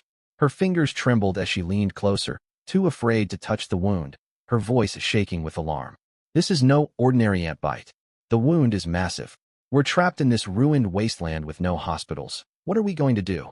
She stared blankly at Chunzhe, who remained calm, tears welling in her eyes, ready to spill over at any second. Watching her distress, Chunzhe fought back an amused smirk, a stray thought crossing his mind. She'd faced her ex-husband without a flicker of fear earlier, bold and unflinching in the face of death. Now a simple animal bite had her on the verge of crying. Though the thought held a hint of mischief, he dared not tease her. He knew her concern was genuine, so he softened his tone to soothe her. Don't fret, I'm really unharmed. I made it back safe, didn't I? With that, Chunzhe recounted every detail of his trek deep into the dense woods to her, leaving nothing out. Once she understood the full story, Wang Yalan let out a long, relieved breath. So those E-grade tomatoes really suppress the ant venom? Eat a few more at once. A few more. Chunze blinked, staring at her with helpless disbelief, as if she had no idea their value. These are genuine E-grade tomatoes. Do you know how rare they are?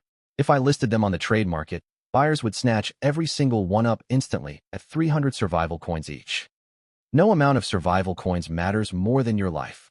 Wang Yalan frowned sharply, her tone unshakable. Survival coins matter, but what if skimping on these few fruits leaves some lingering aftereffects? As Wang Yalan spoke, she took another step forward, staring straight into Chunze's eyes without blinking. Are you going to eat them or not? Good grief, was he being openly threatened here? Even with this pressure bearing down on him, Chunze felt not the slightest trace of resentment, only a warm rush of fondness swelling in his chest. He'd never imagined that the usually gentle-looking Wang Yalan could have such a forceful side to her. Chunze let out a helpless, amused sigh and surrendered completely, raising his hands in defeat. Fine, I'll eat them. I can't win an argument with you anyway. With that, he pulled out 4-grade E-mutant tomatoes, picked one up, wiped it on his palm, and took a big bite right away. You eat some too. These don't just suppress toxins, they boost all base stats. The catch is each person only gets the buff 3 times at most. The texture of these grade E-mutant tomatoes was worlds apart from ordinary tomatoes back on Earth. Their flesh was dense and soft, bursting with rich, thick juice.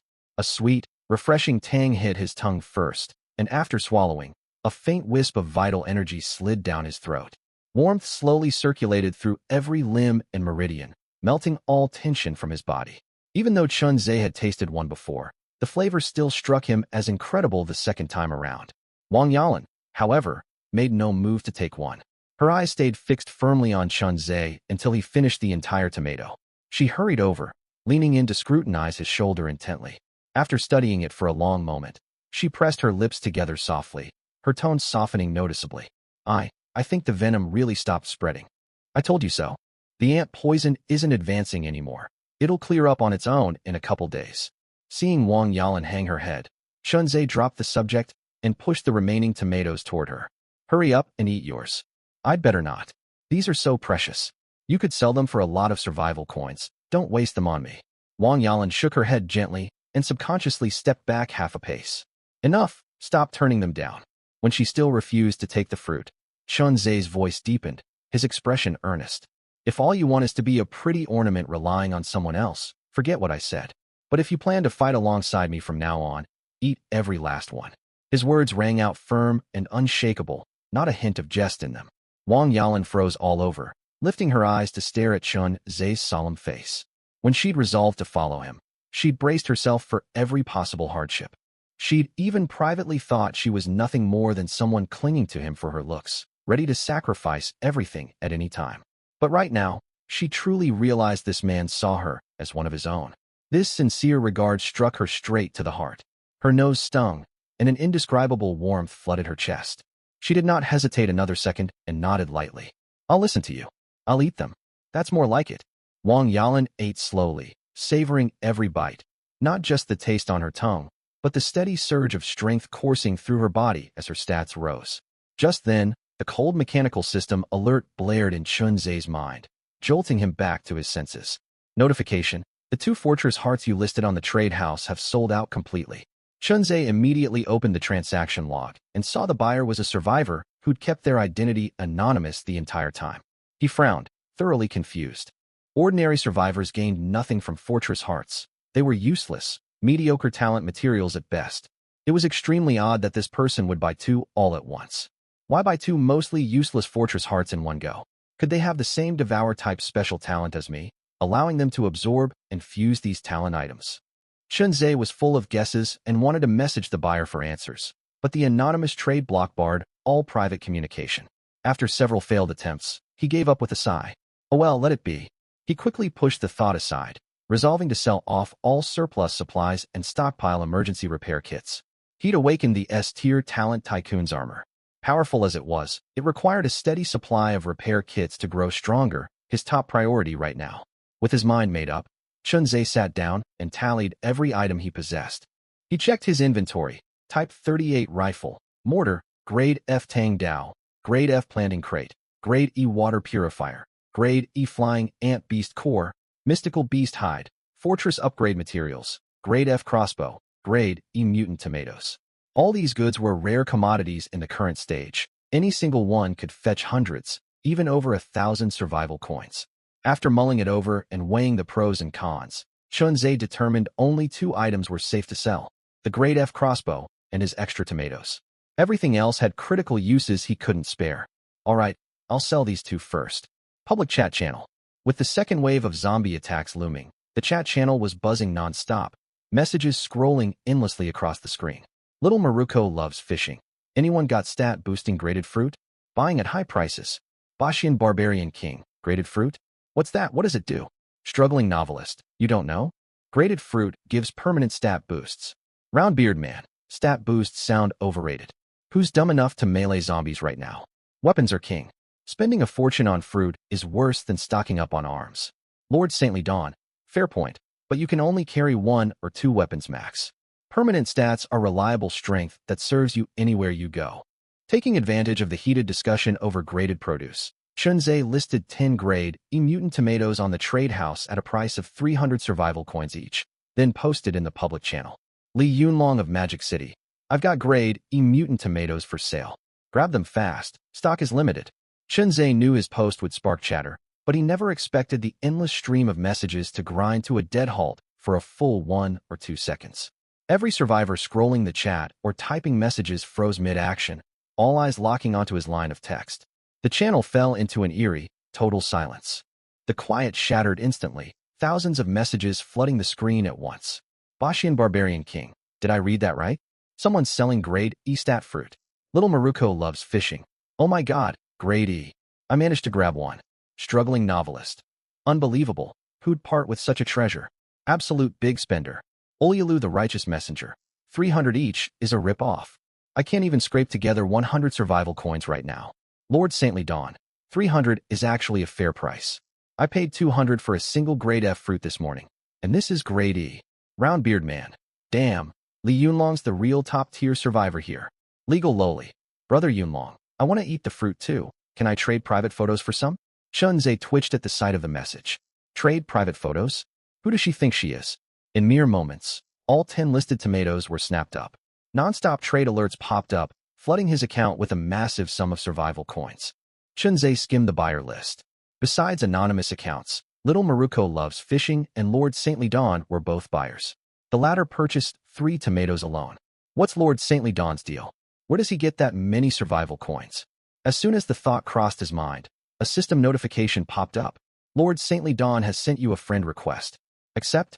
Chunzhe hesitated briefly, then tapped accept.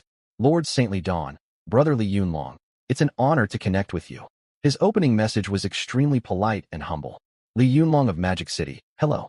What can I do for you? Lord Saintly Dawn. Nothing major, just a quick question. Where did you get so many grade E mutant fruits? Realizing how forward the question sounded, he rushed to add an explanation. Lord Saintly Dawn, please don't take offense. Back in the old world, I ran a large private security firm with dozens of ex-soldiers under me. When the apocalypse hit, I gathered my former men to survive as a group. Our crew is sizable, and we have a huge demand for stat fruit. If you can't share your source, I completely understand. Of course he couldn't share his source. The Misty Vale Woods wasn't too far away, but this man prying into his supplies with no offer of compensation was suspicious. Trust was a luxury, and caution was wise. Li Yunlong of Magic City. I stumbled across them while out exploring. This batch is all sold out now. It took roughly 30 seconds for the other party to reply. Lord Saintly Dawn. Understood. My apologies for being intrusive. If you come across more grade E mutant produce later, please come to me first.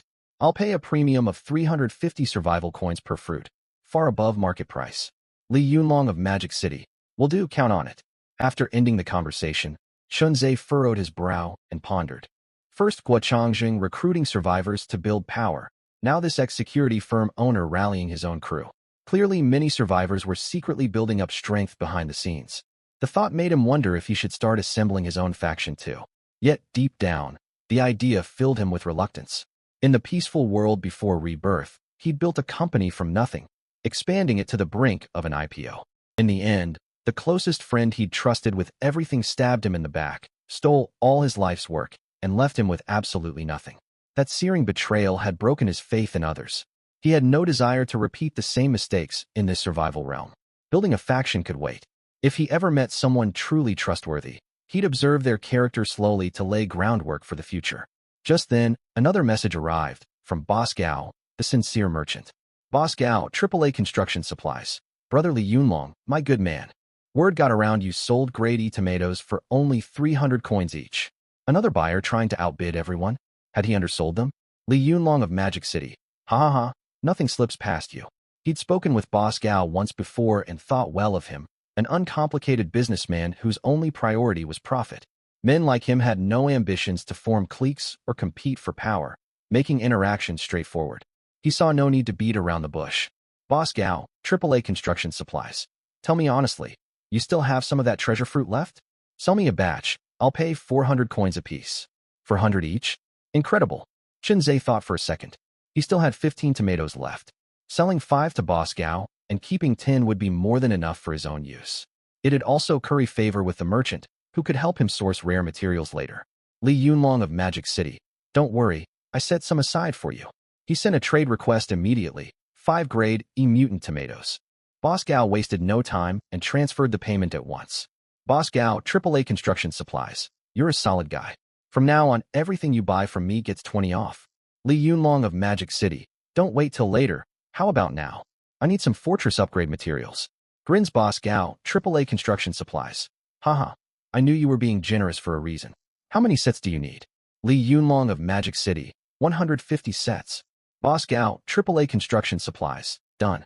Original price is 1,500 coins. I keep my word, 1,200 flat for you. Once the trade finished, Chunzhe spent an additional 1,000 survival coins on a Tier 2 fortress blueprint. Now every material required to upgrade was ready.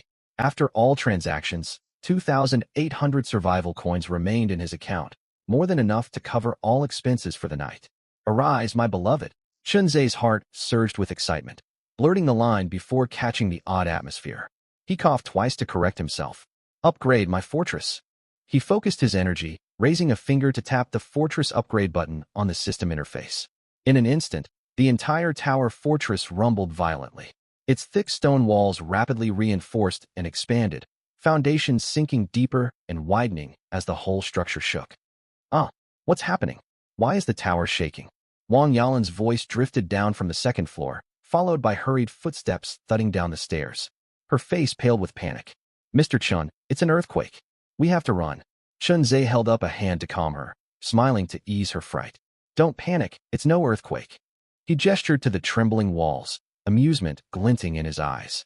Our fortress is upgrading to Tier 2. That's why there's so much commotion. Tier 2. Wang Yalan clapped a hand over her mouth, her almond eyes blown wide in utter shock. We're only on the second day of survival. Our fortress is already upgrading? That's unbelievably fast. Chunzhe nodded faintly. Exactly. Move fast, stay ahead of the pack. That's how we'll carve out a decent life for ourselves. The tower's upgrade took roughly 1 full minute. Every dimension, length, width, height, doubled entirely. The original blocky tower transformed into a miniature castle standing tall amid the apocalyptic ruins. Its walls grew far thicker, the gray stone bricks coated solidly in cement that glinted coldly under moonlight, an impenetrable shield. The narrow firing slits widened, offering a broader field of vision and room to mount heavier defensive weaponry. The interior space expanded drastically too. The original 4-story tower gained 2 extra levels, standing 6 stories tall total. Each floor's ceiling rose higher, making every room far brighter and airier. The ground floor hall could comfortably fit over a dozen people at once, plus several extra small chambers for storage or temporary rest quarters. Ding! Tier 2 fortress upgrade complete. New features unlocked. Forge table, coordinate locator. As the first survivor in this zone to upgrade a fortress to Tier 2, reward issued. 1 random relocation token, 1 grade, E fully automatic crossbow construction schematic. Broadcasting announcement across the entire zone now. The string of system alerts left Chun-Zhe grinning from ear to ear. At nearly the exact same moment, every survivor in Zone 11332 received a system notification. Congratulations to survivor Li Yunlong of Magic City for being the first to upgrade their fortress to Tier 2. All survivors, keep striving to grow your strength. The public chat channel erupted in chaos. Doubao never lies. Wait a second? I can barely scrounge up food and water. And someone already has a Tier 2 fortress? Little Maruko loves fishing. It's big shot Li Yunlong. A legend indeed, upgrading on only day 2. No hunger for me. I remember now, he was the one selling grade E tomatoes earlier. Florida Drifter. Comparing people is such a bitter pill. Does anyone know who Li Yunlong is? Let's team up and pledge allegiance to him. Fei Fei, brother Yunlong, are you in need of special companionship services? Shinzei paid no mind to the flood of gossip and casually closed the chat window. His system interface had several new updates. Glancing at the top right corner, clear numerical coordinates appeared. 123, 112, his fortress's exact location, courtesy of the newly unlocked coordinate locator feature. Fortress Survival World lacks any distinctive landmarks. Its land cracked and parched everywhere. Thanks to the coordinate function, even when venturing far to gather resources, you can always trace your way back via coordinates. Yet convenience always walks hand in hand with hidden, endless dangers. If your fortress coordinates leak accidentally, it is equivalent to lighting a guiding beacon for all ill-intentioned scavengers amid the perilous darkness. Greedy survivors will track the coordinates straight to your door, so fortress coordinates must never be disclosed lightly. Thinking of this, Chunzei recalled the system had rewarded him a random relocation token. He opened his inventory and immediately spotted a pitch-black token. Random relocation token consumable, single-use item description. Upon use, instantly teleport the holder's fortress to any unlocked explored zone at random. What a priceless item! Chunzei exclaimed excitedly. With this token tucked away, he held a trump card hidden up his sleeve. Even if powerful foes lock onto his coordinates and launch a massive siege later, he could activate the token instantly, whisking his entire fortress away silently, vanishing from all sight to evade every pursuit. Besides that, a dedicated Forge Table tab had appeared on his system panel. He tapped it open, and a brand new interface popped up at once. The interface sorted items into categories: weapons, armor, practical tools, and more. But every tab he clicked was blank, with 0 craftable items available. 2 clear lines of functional explanation appeared at the bottom of the page. Forge Table function note. Corresponding crafting blueprints or construction templates are required to unlock recipes, enabling automated fabrication of survival supplies and combat gear. Crafting blueprints are single-use consumables. Construction templates may be reused infinitely. Reading the rules, Chunzei suddenly understood the difference between blueprints and templates. Single-use blueprints vanish after one craft, while the Grade E automatic crossbow template he owned could be used repeatedly, far more valuable long-term than ordinary blueprints. He immediately pulled up the newly acquired Grade E automatic crossbow template from his inventory and activated it. A new entry appeared under the Weapons tab of the Forge table. Grade E automatic crossbow required materials. Grade E beast tendon ×1. Grade E timber ×10. Beast core any grade ×1. Grade E crossbow bolt required materials. Grade E timber ×1. Wait a minute, what even is Grade E timber? And why the hell does a crossbow need a beast core to build? Chunzei was utterly speechless. He knew exactly what the system was pushing him to do: force him back into the glowing Vale Forest once more. What's wrong, Mr. Chen? Wang Yalan noticed his strange expression and asked. Chunzei did not hide anything, sharing the system screen with her directly. Staring at the material requirements on the panel, Wang Yalan looked equally helpless. These materials are going to be incredibly hard to come by. She paused, then added, but don't worry too much. Maybe zombies will drop them later. Chunzei nodded slowly. Deep down, he suspected her guess would come true, but time was not on his side. By the time Grade E timber spawned casually from mobs, his automatic crossbows would lose all their value. As things stood, the glowing Vale Forest was his only shot at mass-producing crossbows anytime soon. Ding ding ding. System notification, new private messages received. Big shot boss, Legend Li Yunlong. Was that system announcement you just triggered? Holy hell, you're insane. 40-year-old dad of 2. Brother Li Yunlong, congratulations on your milestone. AAA construction boss Gao. Impressive move hitting level 2 fortress so fast. Hit me up if you've got any rare loot to sell. Chunzei had kept private messages blocked for strangers, but his handful of trade contacts had all sent him messages. He was about to reply when a shrill, guttural roar split the air. Rhea, they're here. Tonight's zombie assault has arrived. Chunzei sprinted to the observation window, shining the searchlight out into the distance. Dozens of meters away, a dense horde of zombies had assembled, snarling and charging straight for the tower. That horde must top 100 strong, Chunzei murmured, his Adam's apple bobbing faintly as he narrowed his eyes. He had prepared beforehand, knowing siege zombie numbers scaled directly with fortress rating. Still, seeing the tidal wave of undead bearing down sent a jolt of shock through him. But excitement quickly surged to replace his surprise. 100 zombies meant over 1,000 survival coins, plus piles of high-tier loot. Without further hesitation, Chunzhe barked, "Yalan, open fire." Wang Yalan had frozen, stunned by the terrifying tide, but his voice snapped her back to focus. "Understood, Mr. Chun." She quickly hefted her Type 38 rifle, took aim for several long seconds, and pulled the trigger. Bang! The crisp gunshot kicked off the battle. The horde rippled slightly, but kept advancing without pause. Watching her slow-firing pace, Chunzhe sighed internally. She's just a civilian woman. I'll need to recruit more capable fighters to man this tower later. As the tower rose in level, holding off monster hordes alone would become impossible. Recruiting trustworthy allies needed to move to the top of his priority list. Chunzhe's marksmanship was leagues above hers. Bang bang bang. 3 consecutive shots, each dead center on a zombie's skull, felling a large swathe of the horde behind them. A stream of system alerts chimed in his mind. Congratulations, survivor. F-class zombie eliminated. Survival coins plus 10. Congratulations, survivor. F-class zombie eliminated. Survival coins plus 10. Yalan, reload for me. I'll handle the shooting. Teamwork made the work light. With the two coordinating, zombie clear-out speed skyrocketed. Gunfire rang non-stop, every bullet piercing a zombie's cranium cleanly. The frontline monsters crashed to the ground one after another, piling into thick mounds of corpses that drastically slowed the horde's advance.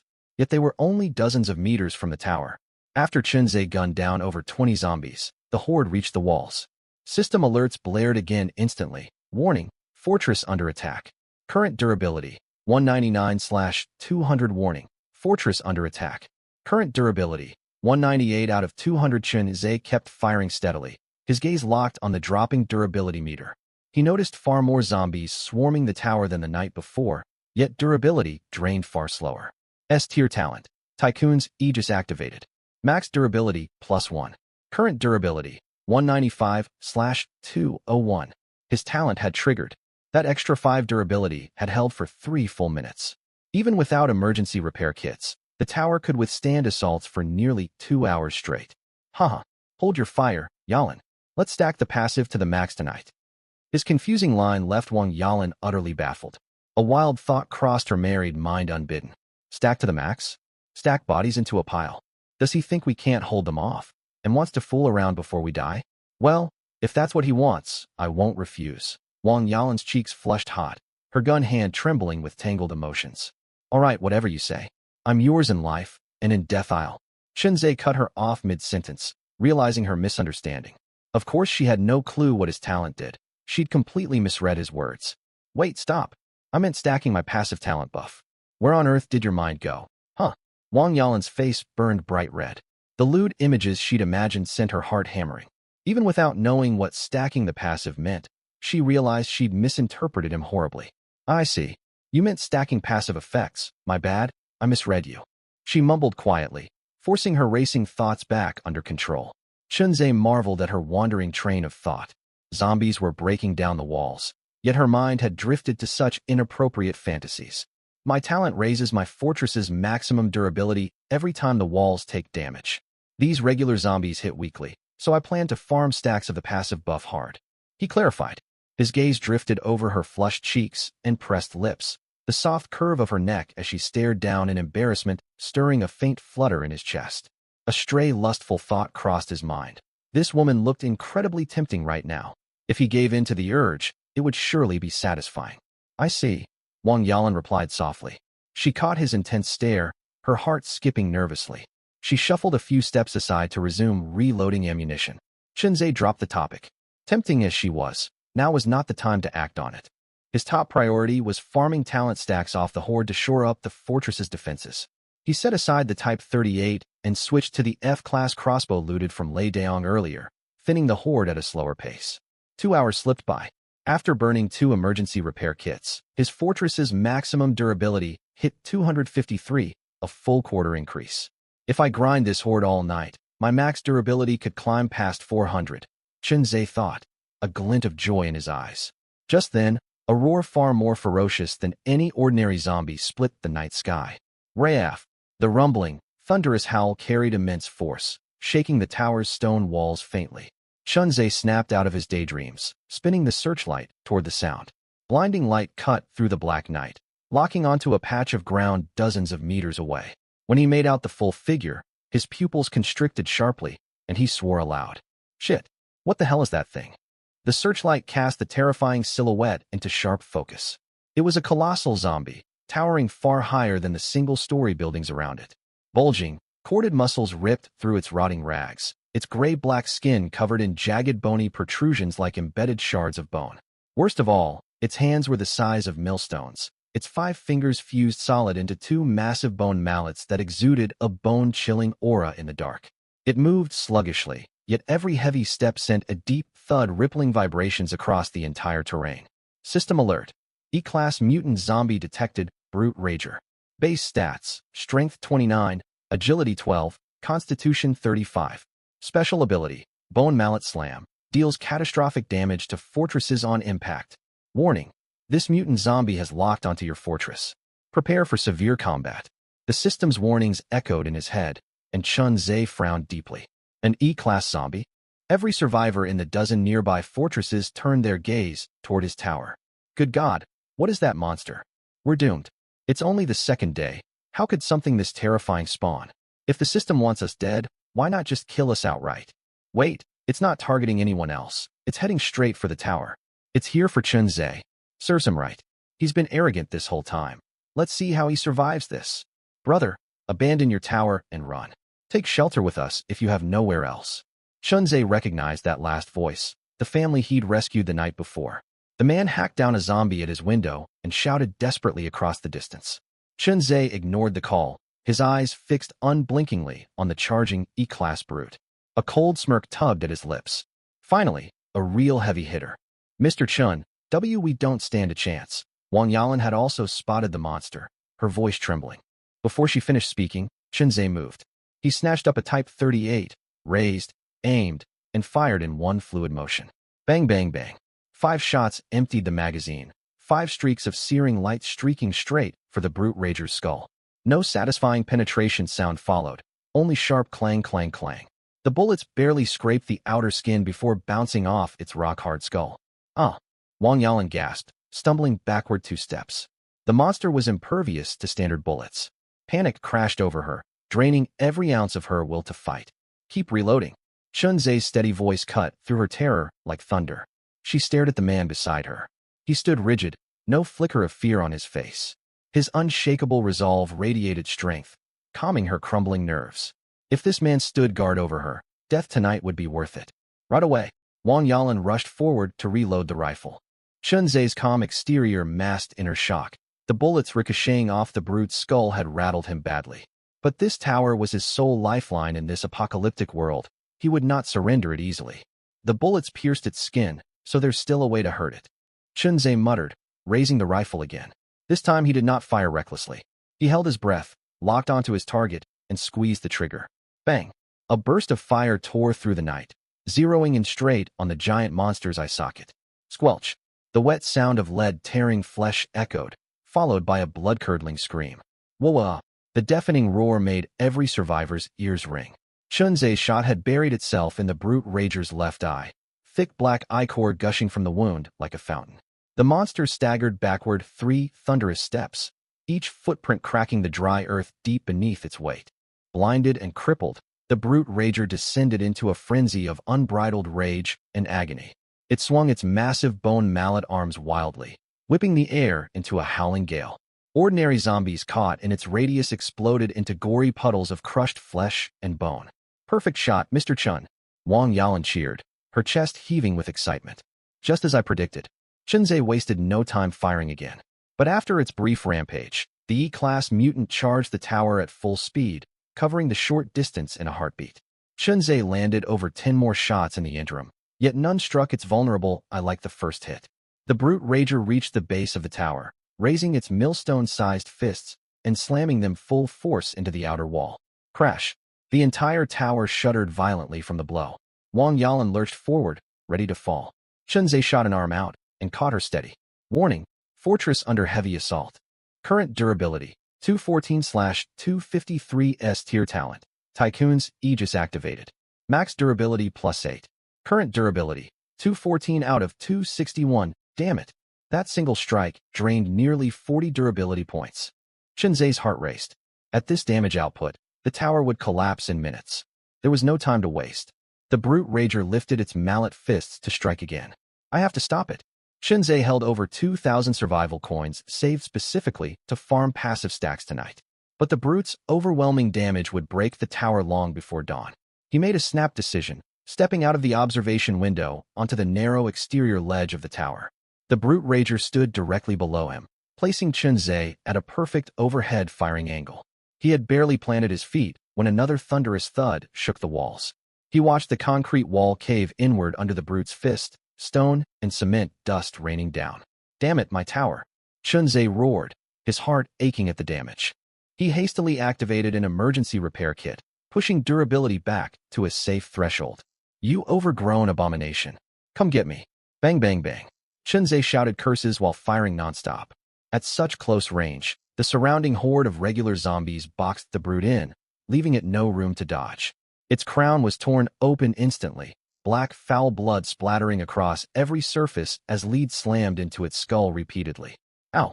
The brute corpse roared in agony, tilting its head back to unleash an earth-shaking bellow. A wave of putrid, fetid wind crashed over Chunzei. His brain stalled for a split second, a violent wave of dizziness washing over him.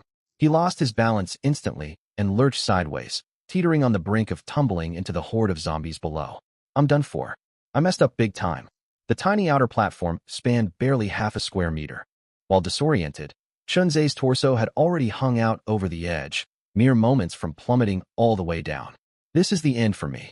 Despair surged through his mind. A crushing sense of weightlessness seized his limbs, and he fell uncontrollably toward the ground. Countless zombies on the floor lifted their rotting heads, raspy snarls echoing everywhere. Their reeking, slobbering jaws gaped wide, lined with jagged fangs. They waited eagerly to tear him limb from limb and devour him alive. At the critical split second, Wang Yalan summoned an unexpected surge of desperate strength. She threw herself forward and wrapped both arms tightly around Chunzei's calves.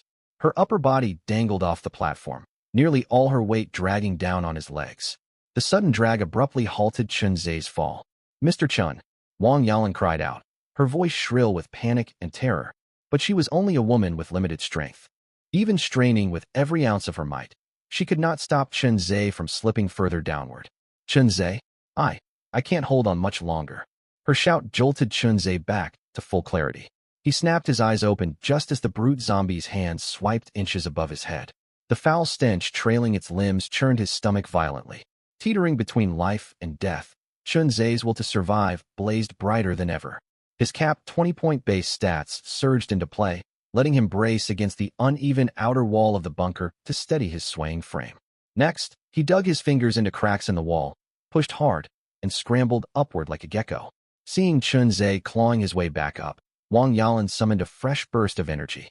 She clung tighter to his legs and hauled upward with every last bit of strength. Working together, they dragged Chunzei back onto the platform. He collapsed flat on the metal surface, gasping for ragged breaths as his heart hammered wildly in his chest, threatening to burst free. Huff, huff, Yalan. Thank you.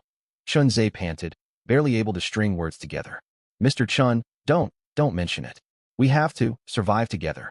Wang Yalan was equally exhausted, her shirt soaked through with sweat and plastered to her back. Yet the danger was far from over. The brood zombie outside sensed its prey escaping and slammed against the bunker with even more ferocity. Boom, boom, boom. Deafening crashes shook the bunker until it swayed precariously, and a string of system alerts chimed in his mind. Warning, the fortress is under attack. Current durability, 221/261. S-Talent Tycoon's armor activated. Max durability +8. Current durability, 221/269. Warning, the fortress is under attack. Current durability, 178/269. S-Talent Tycoon's armor activated. Max durability +8. Current durability, 178/277. The E-rank zombie's passive ability stacked durability shockingly fast. In mere minutes, the bunker's maximum durability was edging close to the 300 threshold, something ordinary zombies could never accomplish so quickly. Chunze had no bandwidth to care about that right now. Having narrowly escaped death moments ago, he dared not underestimate the monster outside any longer. Damn it. You think I'm a pushover just because I haven't fought back yet? Chunze resolved to hold nothing back. He would unleash his ultimate trump card, the Type 92 infantry howitzer. He hurried down to the second floor, where an observation slit lined up perfectly level with the E-rank mutant zombie's head. Spotting Chunze, the beast let loose a feral shriek and slammed its millstone-sized fists against the slit. The ground trembled, and stone shards flew everywhere. Fine. Real fine monster. Let's see if your skull's tougher than my artillery shells. With a thought, Chunze summoned his prized weapon straight out of his system storage. A military green infantry howitzer materialized before him, its cold barrel radiating frigid menace as if taunting the mutant zombie. Without hesitation, Chunze's hands blurred as he operated the gun. Breech open, shell loaded, breech closed. Aim locked, every movement fluid and seamless. This cannon was his ace in the hole. Over the past 2 days, he had mastered its operation, ensuring he would not fumble it in a life or death moment. What's more, the zombie's massive head sat directly before the observation slit, requiring barely any precise aiming and simplifying the whole process drastically. Dot! He roared and wrenched the firing cord hard. A thunderous blast erupted from the Type 92 howitzer, a blinding sheet of flame billowing from its muzzle. A custom artillery shell streaked forth like a meteor, slamming straight into the brute zombie's skull. Crash! A direct hit. Fire exploded skyward, and the deafening detonation sent a searing ache through their eardrums. A massive shockwave rippled outward from the zombie's head like a raging tide, compressing the surrounding air until it screamed at a piercing pitch. The brute zombie's skull shattered like fragile foam under the explosive force. Brain matter and bone fragments sprayed outward alongside thick, black, tainted blood. The colossal corpse was hurled backwards several meters by the blast's impact, crashing heavily into the ground to carve a deep crater. Cracks spiderwebbed across the earth all around it. Chunze and Wang Yalan stumbled backward from the shockwave, a constant high-pitched ring echoing in their ears. Once the smoke thinned slightly, the sight before them left both of their throats dry with shock. The narrow observation slit, barely wide enough for one person to peer through, was completely mangled. The surrounding walls were pockmarked with blast damage, littered with loose stone and brick debris. The once imposing brute zombie lay crumpled a short distance away, its head obliterated entirely. Thick black blood gushed from its ragged neck stump, charred burn marks disfiguring its torso. Mud and stone littered the ground around the corpse in a chaotic mess. This power, it's absolutely terrifying, Wang Yalan whispered shakily, her ears still ringing nonstop. Chunze drew a deep breath, forcing himself to recover from the awe-inspiring destruction. Finally, it's dead. Ding. Congratulations on slaying the E-rank mutant zombie, brute corpse. Reward, 1,000 survival coins. Ding. Congratulations on becoming the first survivor in this zone to eliminate an E-rank mutant zombie. Reward, 500 survival coins. Acquired title, Dawn of Renown. Rewards arrived, and a zone-wide announcement had triggered too. Chunze rushed to check the prize. A bronze medal materialized in his vision. Medal, Dawn of Renown stats, +6 item drop rate, +10 all attributes. The bonus attributes do not count toward level-up requirements and solely boost base stats. Haha, a medal. Chunze's eyes lit up. As far as he knew, he was the only survivor in the zone to own one previously, and now a second belonged to him. This new medal boasted far finer craftsmanship than his first. Its bronze surface glowed with an antique sheen, its rim etched with delicate engravings. At its center, a sharp sword pierced a zombie's skull, the lifelike design a testament to his triumph over an E-rank mutant. Best of all, its stats vastly outshone his old medal. His drop rate had effectively doubled, plus a flat +10 boost to every attribute. Many survivors in this zone likely did not even hit 10 total combined attributes. At this early stage, this medal qualified as a god-tier artifact. He hung the Dawn of Renown medal around his neck, and his old First Blood medal automatically returned to system storage. His updated stats rose to a new threshold. Survivor. Chunze level, 1 strength, 20 +10 cap reached. Level up to raise further. Agility, 19 +10 gradually increasing. Constitution, 20 +10 cap reached. Level up to raise further. Active abilities, none rating. F+ analysis. Stats meet the E-rank threshold, yet you have not broken past your limits, still a novice survivor. Level up requirements. All base stats hit 20, plus 1 E-rank monster core of any type. Thanks to the medal's bonuses, Chunzei's attributes skyrocketed. Even without leveling up yet, his rating had climbed to F+. Once midnight struck and his E-rank purified water took effect, he would level up instantly, pushing his rating even higher. Note: E-rank purified water applies its stat boost at midnight the next day. Meanwhile, the zone chat channel had erupted into chaos. Little Maruko loves fishing. Whoa. Boss Li Yunlong pulled another zone-wide notification. All in his wisdom. What's going on? I can't even clear the F-rank zombies outside my bunker. And this guy's hunting E-rank mutants already. Hajime's tank trooper. Did this guy get the main character cheat code? I'm so jealous. Fat Master is the best. Another win for Boss Li Yunlong. Absolute legend. No lighter. Boss, take me under your wing. I'm a guy, but I can sing, play instruments, anything you want. I'll come tonight if you say the word. The conversation veered wildly off track, yet nearly every message revolved around Chunzei. Chunzei paid no mind to the chatter. That single artillery blast had killed the E-rank mutant and slaughtered most of the ordinary zombies surrounding it. 3 faint glowing orbs flickered to life near the bunker walls. Only 2 white orbs and 1 cyan. That's underwhelming. Chunzei felt a flicker of disappointment. From his own experience and what he'd read in chat, white orbs held the lowest tier rewards, usually F-rank gear or ungraded junk. Cyan orbs ranked higher, guaranteed to drop items F-rank or above. TCH. Such a huge monster, and it barely dropped any loot. What a waste. Chunzei shot a resentful glance at the brute corpse's carcass. Just then, Wang Yalan caught sight of something strange. She rubbed her eyes, pointed at the giant zombie's body, and asked in confusion, Mr. Chun, am I seeing things? Is that light glowing inside the monster's stomach? Chunzei frowned and followed the line of her finger. Faint shimmering light indeed peeked out from under the zombie's bulging belly. He had missed it earlier, blocked by the beast's enormous frame. It's blue. A blue orb. Ha ha ha. This is a far higher tier reward. Overjoyed, Chunzei slipped an arm around Wang Yalan's waist and gently pulled her against his chest. I wouldn't have spotted it without you. You're my lucky charm. Caught off guard, Wang Yalan let out a soft, muffled gasp and pressed flush against his body. Her cheeks burned hot against his chest, and her heart raced uncontrollably. Is he going to make a move on me? What about all the zombies outside? I haven't bathed in 2 days. Will he think I smell awful? Her mind spiraled with messy, jumbled thoughts in an instant. She tensed up instinctively, unsure where to rest her hands, her fingers curling inward as she waited for his next move. Luckily, Chunzei only acted on a surge of excitement and released her after a brief embrace. Wang Yalan let out a quiet sigh of relief as his arms fell away, her rigid muscles softening. She raised a hand to hide her flushed cheeks, silently chiding herself for overthinking everything. She stole a quick glance at Chunzei, only to find his gaze fixed entirely on the glowing blue orb. He had not noticed her flustered state at all. Honestly, what's wrong with him? She grumbled silently, half relieved and half faintly disappointed. Yalan, let's finish off the stragglers and claim our loot. Chunzei's voice cut through the quiet moment. Wang Yalan tilted her head in confusion. They'd planned to stack the durability passive. Why the sudden change of heart? Aren't we going to keep farming the passive buff? There aren't enough zombies left. Even if we grind until dawn, we'd only gain 100 extra durability at most. It's far too slow. Chunzei grinned and continued. Instead of wasting ages here, let's finish them fast and see what amazing loot that blue orb holds.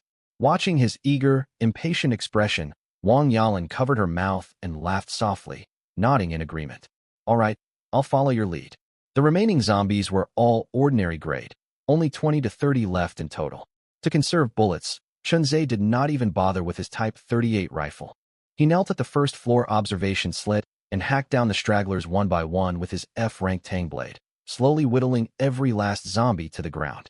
With his boosted 3-core stats, he could have handled them effortlessly alone with just the blade if he knew basic combat techniques, even without the bunker for cover. But Chunzei had worked as a food delivery rider before the apocalypse. He might outwit an elderly security guard in an argument, but hand-to-hand combat? He had zero training whatsoever. Finally done, Chunzei rubbed his aching shoulders. This fight had driven home how brutal survival was for ordinary people. Even with an F-rank blade, a reinforced bunker, and 30 total attribute points, he had struggled greatly. No wonder the survival rate was so abysmal. Shaking off his thoughts, he called over to Wang Yalan. Let's go see what loot the zombies dropped for us. He pushed open the heavy iron gate, and the two stepped outside the bunker. Distant fighting echoed from other survivors' fortifications, men's shouts drifting faintly through the air. Brother Chunze, you too made it out alive.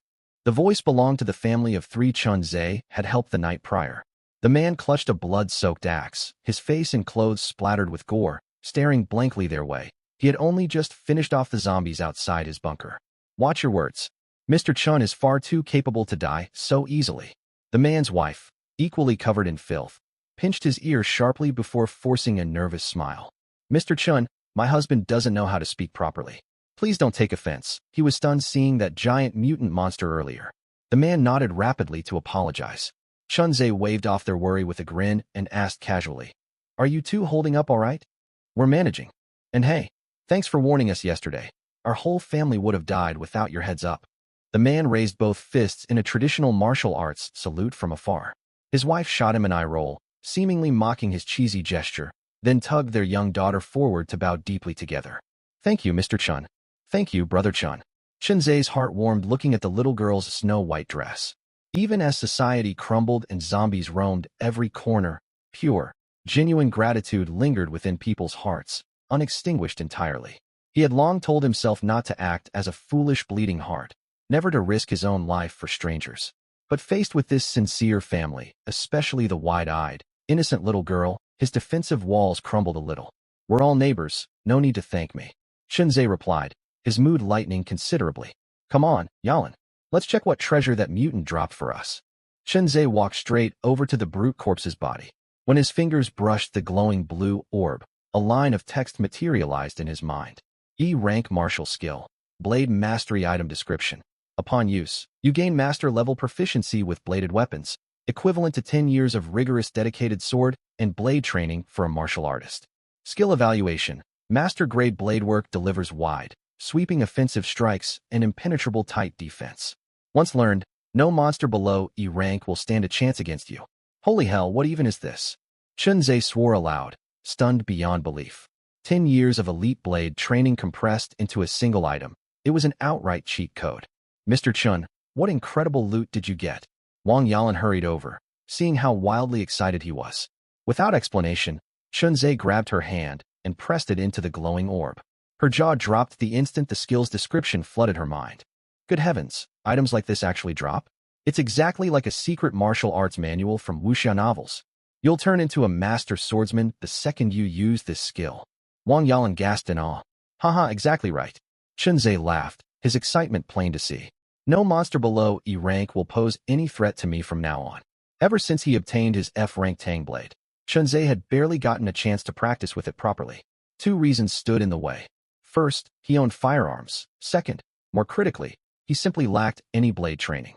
He could swing the blade clumsily, but close-quarters combat against zombies meant fighting for his life. One misstep could get him killed instantly. Today's battle had made one truth clear: the effectiveness of firearms would only dwindle as time passed. This world's rules seemed to push survivors to rely on their bodies and cold steel to stay alive. "Mr. Chun, you'd better learn it right away," Wang Yalan urged him. Chunze nodded and tapped to activate it immediately. Buzz! A torrent of massive information flooded Chunze's mind in an instant. Countless days and nights of blade cultivation scenes flashed rapidly before his eyes. His body trembled slightly, his hands instinctively curling into a sword grip. The exquisite swordsmanship techniques and real combat experience in his mind pieced together like jigsaw puzzles at breakneck speed. Time seemed to stand still. He sank deep into this miraculous learning process, his comprehension and insight into swordsmanship skyrocketing at an astonishing rate. When the flood of information gradually faded, Chunze slowly opened his eyes, sharp glints flickering within them. He reached out and picked up the F-grade Tang Dao. The blade felt alive in his grasp, fitting him perfectly. Chunze tightened his grip on the hilt, and an overbearing, ferocious aura burst forth at once. "Let me test this sword art's power." With that, Chunze slashed hard at an E-grade mutated zombie. The blade cut through the air with a shrill whistle, as if slicing the atmosphere apart. Squelch! The zombie's tough hide split open to reveal a horrifying half-meter gash.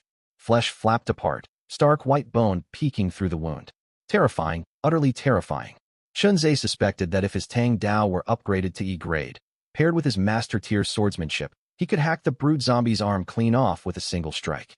Damn satisfying. Wang Yalan stood frozen, utterly stunned by the sight. Staring at the gruesome laceration, she swallowed hard without realizing it. Mr. Chun, with firepower like yours, you'd have been hailed an unparalleled grandmaster back on old Earth. Even top martial arts champions would pale in comparison beside you. All men loved women's praise, and Chun Zhe was no exception. He grinned widely, baring his teeth. Don't get obsessed with me. I'm just a legend. The remaining light orbs topped out at Cyan tier. Luck was on the lean side. He only looted an F+ whip. Chun Zhe pulled the whip out to examine it. Its entire length was jet black, its material unidentifiable.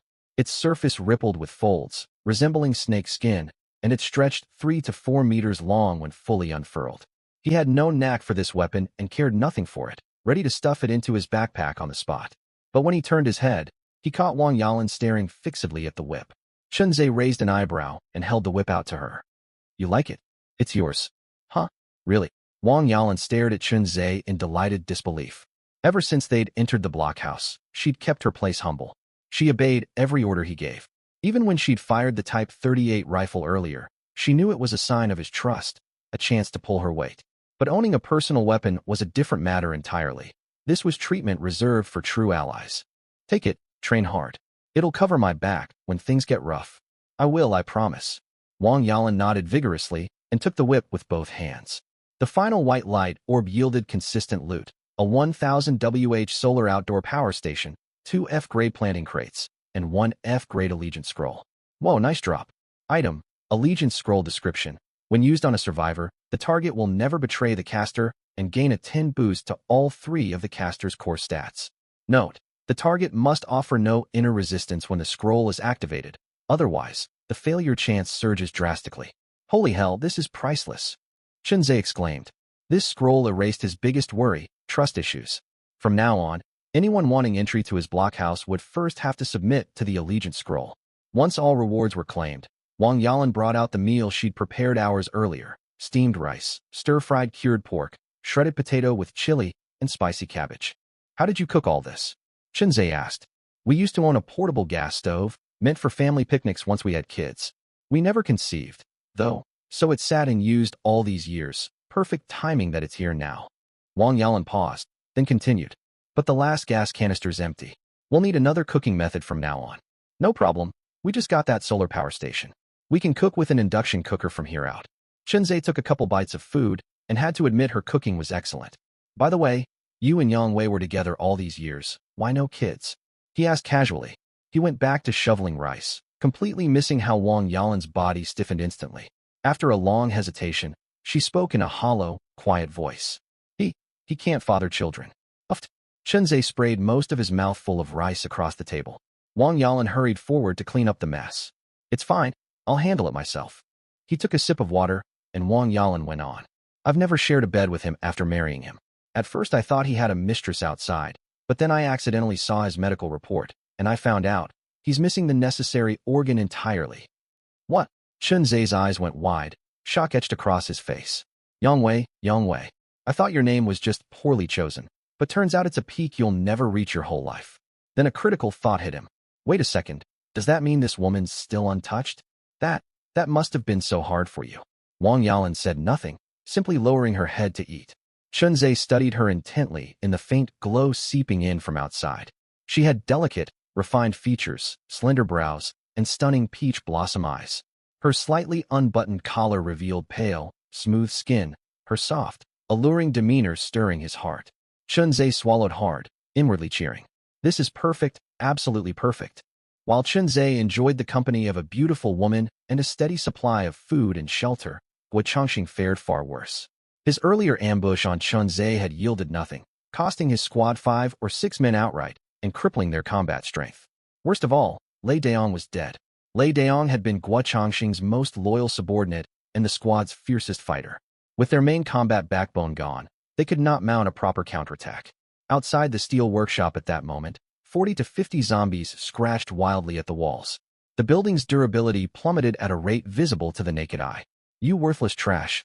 Grab weapons and hold the line. Durability's about to hit 0. Guo Changxing roared hysterically, snatching a man cowering in the corner. You're on the front line. Refuse, and you die right now. The man he'd grabbed was Yang Fei, a resident of splendid Dragon Bay who'd only joined Guo Changxing's squad that day.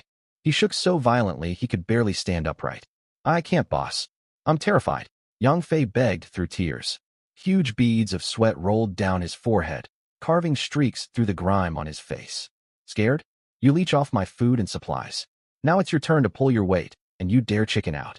Guo Changxing wrenched his fist tight around the man's collar and hurled him hard. Yang Fei crashed into a warehouse shelf with a deafening clang.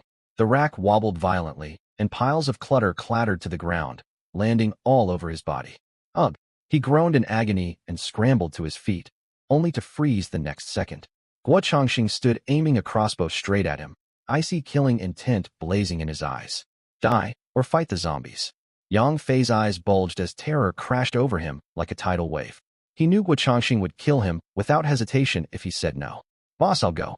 His voice trembled so violently the words barely squeezed out between his teeth. Cornered by Guo Changxing's threats, he saw no escape. Better to take his chances against the horde than die at his leader's hands. Yang Fei shakily picked up an iron rod. His legs felt weighted with lead as he dragged himself step by step toward the workshop gate. With every stride, he heard his own thunderous heartbeat, threatening to burst out of his chest. He seethed with regret for ever joining this cursed squad. These idiots had lost their minds attacking Chen Zhe. Now half their fighters were dead, and even new recruits like him got thrown out as cannon fodder. A dozen survivors remained inside the workshop, only 4 or 5 men among them. The rest women, elders, and children. Most shared Yang Fei's crushing remorse. They'd thought following Guo Changxing would grant them safety and peace in the apocalypse, only to be trapped in a death sentence. All men, follow Yang Fei to the gate. If we survive tonight, I'll round up reinforcements tomorrow, and you'll feast on the finest supplies. Guo Changxing turned to another man, a scruffy middle-aged former security guard. Shao, go slay zombies. You've lusted after whose wife, haven't you? Who's dead now? If we live through tonight, I'll give her to you to do whatever you want with. Before Shao could reply, a pale-skinned woman burst from the crowd, eyes red and streaked with fresh tears. Guo Changxing, you monster, who just died protecting all of us, and you'd use me as a bargaining chip? Has your conscience been eaten by dogs? She sobbed uncontrollably, her whole body shaking. Guo Changxing's face flushed with rage and embarrassment. He snarled back. Cut the sob story. In this apocalypse, survival is the only victory. Your husband died because he was weak. If you don't want to die, shut your mouths. A cold dread washed over everyone listening to his words, yet the zombie threat loomed too close for anyone to dare resist openly. Sister Hu, we're all just trying to stay alive. Can't you pull your weight as a woman? Red Sister spoke up, feigning kindness as she reached to steady the widow. Get away from me. You repulse me. The woman snapped, snatching a steel rebar off the ground and gripping it tight. Touch me, and I'll fight you to the death. At that moment, a figure lunged forward, Shao. He wrenched the rebar from her hands and pinned her down. Well done, Shao. Guo Changxing nodded approvingly. Order meant nothing to him right now, only brute force. If they didn't survive the night, rules were worthless. Anyone who slays zombies gets women and unlimited supplies once dawn breaks. His words acted like a shot of adrenaline. The remaining men scanned the women in the crowd, sparking widespread panic among them. Haha, better to die beneath a beauty than rot alone. I'll do it. Manager Guo, you'd better keep your word. If we live through tonight, I want second in command. Warehouses lacked windows, unlike ordinary buildings. To engage the zombies, they had to swing the main gate partially open. The moment the men pushed the door ajar, 7 or 8 zombies surged forward. Yang Fei stood at the front. Before he could react, a zombie's claw raked his flesh. A system alert blared inside his head. Warning, warning, you have sustained zombie damage. Viral infection spreading rapidly. Administer F-grade or higher anti-zombie serum immediately. We're done for. I got scratched. Help me. Yang Fei screamed, scrambling to retreat, only to meet Guo Changxing's size 44 boot slamming into his chest. Bang! Yang Fei went flying straight into the zombie horde. Every undead creature swarmed him, leaving a brief, empty stretch by the gate. Charge! Now! Wipe them out! Guo Changxing roared at the stunned men. Shaken out of their shock, the rest gritted their teeth and charged the horde at his urging. You bastard, Guo Changxing, you damned monster. Yang Fei's desperate, enraged screams echoed from the throng. He flailed wildly with his iron rod, trying to beat the zombies back, yet there were far too many. They dragged him under instantly. Every inch of his body burned in agony as flesh was torn raw. as if countless hot blades sliced through him without mercy. Ah, help me. Hell. His voice faded to silence, then vanished entirely. While the zombies swarmed Yang Fei, the other men struck, hacking away with kitchen cleavers and axes. This night promised a blood-soaked, brutal battle. Shouts of combat, screams of agony, and endless wails never ceased. The fighting only died down as faint dawn lights spilled over the horizon. More than half the workshop's survivors were dead, nearly all the men wiped out. Only Air Xiao remained, his body covered in deep zombie gashes. Manager Gua, we won. I want cough. Air Xiao's words cut short as his stomach churned, triggering violent coughs. Dark red froth spilled from his lips. His wounds gaped raw and swollen, his strength completely drained from the all-night slaughter. A flicker of desperate hope lingered in his eyes. Earn the right to claim it if you live long enough. Gua Chongqing's gaze turned ice-cold, devoid of a shred of mercy. He drove his boot hard into Air Xiao's stomach. The frail man flew out the door like a broken kite. A heavy clang echoed as the thick warehouse iron gate slammed shut and locked, the click of the bolt shrill in the silent building. Air Xiao's furious shouts erupted outside at once. Manager Gua, what are you doing? You promised me. You'll rot in hell. The surviving elders, women, and children inside paled, yet no one dared utter a word. They'd watched Gua Chongqing hurl Yang Fei to the zombies minutes earlier, then abandon gravely wounded Air Xiao. No one wanted to share their fate. Gua Chongqing drew a deep breath, malice swirling in his eyes. Shenzhe, this is all your fault. I'll settle this score with you sooner or later.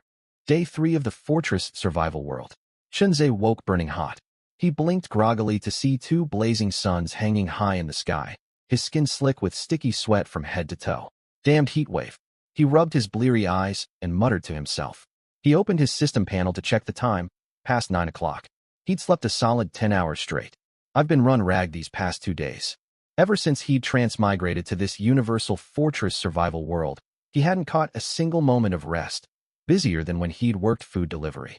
At least he finally had reliable means to defend himself now. He rolled his shoulders. The bite from the flying ant yesterday no longer ached. Most of the bruise faded away. He wondered if his drastically boosted base stats from transmigration had amplified his body's natural healing rate, or if another factor was at play.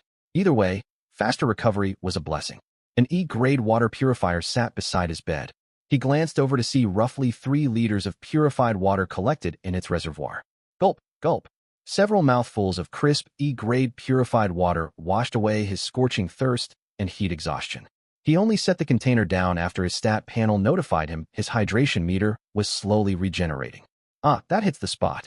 He pulled up his full system interface and opened the regional chat channel.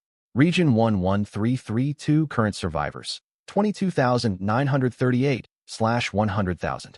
Holy crap, how'd so many people die? Only 20,000 left? Splendid Dragon Bay alone had several thousand permanent residents before the apocalypse. The entire region's population now barely matched 3 or 4 large residential complexes combined. 80% of all survivors had perished in just 2 days. Shenzhe recalled nearly half the population had still been alive yesterday. How had so many died overnight? Bullhead, anyone else notice the zombie numbers spiking overnight? My fortress nearly collapsed from the horde. Cigarette Schwanha cigarettes. Tell me about it. Only a dozen zombies the first day, then 30 yesterday. This is a death sentence. Big orange priority. Killing zombies is just the bare minimum to survive. This sweltering heat's ruined all my food. It's all moldy. I haven't eaten a bite since last night. Any high-level players with spare food to spare a beggar? Scrolling through the endless stream of chat messages, Shenzhe finally grasped the full picture. He had held out firmly against last night's zombie siege entirely thanks to the blockhouse attached to his fortress. Ordinary survivors had no such advantages. While they would never encounter E-tier mutated zombies, even surges of regular undead could overwhelm anyone armed with nothing but kitchen cleavers and iron rods. On top of that, most households only stored limited food supplies. After 2 days, the majority of survivors had already run out of rations. Just then, a regional system-wide announcement popped up out of nowhere. Congratulations to survivor Handsome Cohen from Splendid Dragon Bay for successfully upgrading his fortress to level 2. Rewards have been issued. System notice. 14 hours and 12 minutes remain until the end of the newcomer protection period. Additional zones will unlock once it expires. All survivors are encouraged to keep pushing forward and raise their strength. How himself, another big shot just leveled up. Absolute legend. Wild Savage Supreme. Sure, he's impressive, but he's nowhere near big shot Li Yunlong's league. Maruko loves fishing. No contest at all. Big shot Li Yunlong is the best of the best. Chunzhe smiled faintly. This Maruko character was quite amusing. He recalled seeing this ID shower him with praise in the chat channel more than once before. Messages kept scrolling nonstop in the regional chat. Hajimi's motor trooper. Is Brother Kun around? Judging by your username, we live in the same residential compound. If you take me in, I've got piles of materials I'll give you for free. Sunflower seeds must be sipped slow. Buddy, you're living in a fantasy world. Big shot Li Yunlong leveled up yesterday. Did you see him recruiting anyone? Top-tier powerhouses don't just take random strays that easily. Several more survivors chimed in to mock the man's naivety. Splendid Dragon Bay Handsome Kun. To help all my brothers survive, the Hung Hing Society officially forms today. Anyone who trusts me, Handsome Kun, may come seek refuge. My coordinates are 129,250. Look for the tall black dragon flag. If you're my brother, come find me. This single message blew the chat channel wide open. Choi the badass. Whoa, the big shot really came through. Brother Kun's on a whole different level. Way better than that Li Yunlong guy. 2-word Western, 1-word wild. Exactly. Look at Brother Kun. He just upgraded and immediately thought of us regular folks. Meanwhile, that Li Yunlong? I remember he sold single tomatoes for 400 survival coins yesterday, treating us all like fools to swindle. Li Shuai from Splendid Dragon Bay. People are divided by status. Li Yunlong only got lucky leveling up first. Once our Hung Hing Society grows powerful, he won't even be fit to polish Brother Kun's shoes. Chunzhe had only been scrolling the chat for entertainment, but his brows drew tight at these words. This Handsome Kun openly recruiting followers is one thing. Why drag my name through the mud to prop himself up? He chose not to fire back right away. After all, the society's leader hadn't personally insulted him yet. Rushing into an argument now would only make him look petty. He decided to wait and see exactly what schemes Handsome Kun was plotting. Sprite with MSG. For real, Brother Kun's got the bearing of a great leader. That Li Yunlong's just a nobody trash, can't hold a candle to Kun. I'm joining Hung Hing. Fatty Supreme Boss, cut your damn garbage. What did Big Shot Li Yunlong ever do to you to slander him like that? Don't let me catch you, or I'll feed you enough crap to last a lifetime. 2 Dog. Brothers, open your eyes wide. This reeks of those northern Myanmar organ trafficking scammers. Maruko loves fishing. Big Shot Li Yunlong only hasn't built a faction. Do you really have to tear into him over that? Don't forget all the valuable intel he shared with us earlier. Li Shuai from Splendid Dragon Bay. So what if he spilled a few scraps of info? We could have figured all that out on our own without him. Acting like tiny favors make him some hero. The regional channel devolved into total chaos. One camp sided with the Hung Hing Society and slandered Chunzhe relentlessly, while others who'd benefited from his tips or hated mudslinging rose to defend him. The two sides traded vicious barbs, messages flooding the screen faster than anyone could read. At last, the mastermind, Handsome Kun, stepped forward to speak. Splendid Dragon Bay Handsome Kun. Brothers, everyone. All people are not created equal. I don't know what Li Yunlong's mindset is. He clearly has the power to aid others, yet he only cares about saving his own skin, watching us suffer with cold indifference. I'm nothing like him. I'm a man of heart. I can't stand to watch people around me endure hardship, much less see our fellow survivors starve to death or get torn apart by zombies. That's why I formally founded the Hung Hing Society today. To put it simply, as long as I draw breath, I'll protect you. My doors stand wide open for anyone willing to join. From now on, we'll band together for warmth and survive this alien world side by side. His words sounded heartfelt and sincere, carefully crafting an image of a righteous, benevolent leader. The channel erupted in unanimous agreement. Countless undecided survivors were swayed by his speech, declaring they would head for the marked black dragon flag without delay. Staring at the words on his screen, a cold smirk tugged at the corner of Chunzhe's mouth. Every line of Kun's speech reeked of hypocrisy. Under the pretense of nobility, he constantly drew comparisons with Chunzhe, boosting his own reputation and rallying followers by belittling him. All right then, Handsome Kun. You're quite the manipulative opponent. Zone 11332, coordinates 129, 250. Li Qian, the man everyone called Handsome Kun, lounged lazily back against a solid wooden armchair.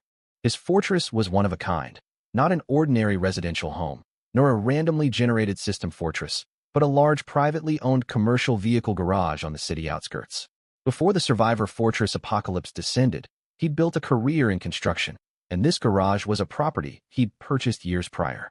The entire lot was enclosed and neatly partitioned, with an 8-meter ceiling split into underground, ground, and upper floors. It had originally been purpose-built to store and rotate all kinds of engineering machinery. Now, it served as his unshakable foothold in this brutal survival realm. At the garage's ground floor entrance, a tall black dragon flag stood rigid, fluttering faintly beneath the glare of twin suns. Across the spacious yard, more than a dozen excavators, bulldozers, and loaders lined up in a perfect straight row.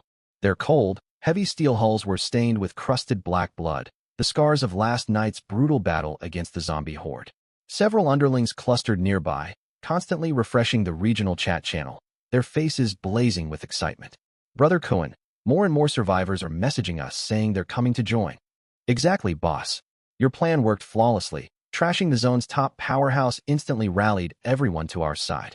Half the chat channel's backing the Hung Hing Society now. At their words, Li Qianquan lazily lifted his eyelids, a smug grin spreading across his face. He set down the cigarette between his fingers, pulled the woman beside him close, and gave her pale thigh a rough squeeze. The girl jolted at his sudden advance, trembling slightly. Kay Cohen, don't. Her voice was soft, and it was obvious she was holding back. Yet her flustered tone only stoked Li Qianquan's amusement. Don't what? Don't toy with you? He leered and groped her even more crudely. After toying with her to his fill, he drawled slowly, dripping with contempt. He's just some random kid who popped up out of nowhere. Using him to establish our authority is doing him a favor. If he dares talk back or provoke us in the chat channel, I'll roll over to his place in a bulldozer, flatten his sorry self along with that rickety blockhouse of his, and scatter his ashes to the winds. His underlings roared with laughter and rushed to flatter him. Brother Cohen is unstoppable. With over a dozen heavy machines at our disposal, no one in this entire zone can stand against us. That Li Yunlong only got lucky. In a real fight, he's nothing next to heavy construction equipment. Word up. Li Qianquan exhaled a thick cloud of smoke, his gaze sweeping over the blood-splattered machinery. The confidence he'd gained from holding back the zombie tide with his engineering vehicles made him reckless and overconfident. Keep monitoring the chat channel and accept as many recruits as we can. He paused, turning to a burly man beside him. Eru, head down there to oversee recruitment personally. Keep all strong young men and pretty women. Strip every last supply from the rest, then dispose of them. And make sure you leave no loose ends. Eru stood nearly 1.9 meters tall, his arms thicker than most men's calves, rippling with intimidating muscle mass. He nodded sharply, answering in a gruff, booming voice. Leave it to me, Brother Cohen. You can trust my work. Li Qianquan gave a slight nod and continued. Also, send a squad of brothers out to scour the surroundings. Track down anyone holding gasoline or diesel, and bring every drop back here. Understood, Brother Cohen. I'll get on it right away.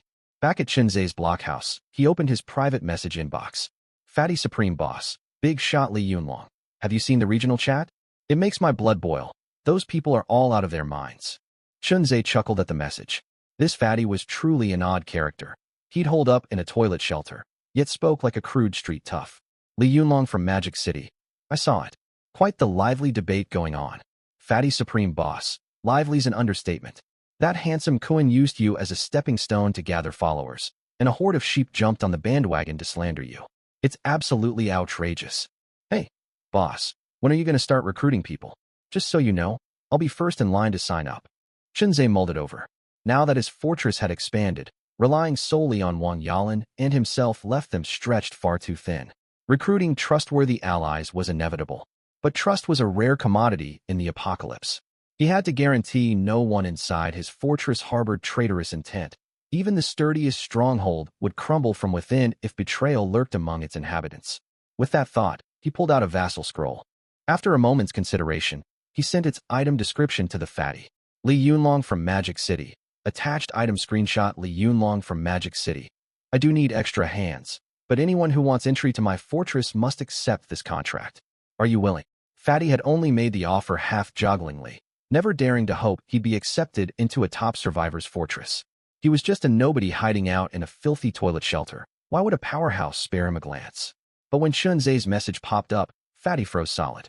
He didn't even notice the compressed biscuit slipping from his hand and clattering onto the ground. Be Big Shot, you're really offering me a spot. He swallowed hard, his throat parched, fingers trembling as he tapped to open the clear item panel. Huh? What's this? A vassal scroll? Countless questions exploded in his mind. His breathing grew ragged, his heart hammering against his ribs as if it would burst straight out of his chest. He read every single word of the scroll's description line by line. Lifelong loyalty. Cannot betray under any circumstances. Grants a permanent 10 boost to all base attributes. In an instant, Fatty made up his mind. Damn, this is a chance to become the boss's loyal right-hand man. Only an idiot would turn this down. Fatty Supreme Boss. Big shot Li Yunlong. Brother Long. I'm in, 100% in. Shinzei hadn't expected such an immediate, unhesitating acceptance. This kid's sharp as a tack.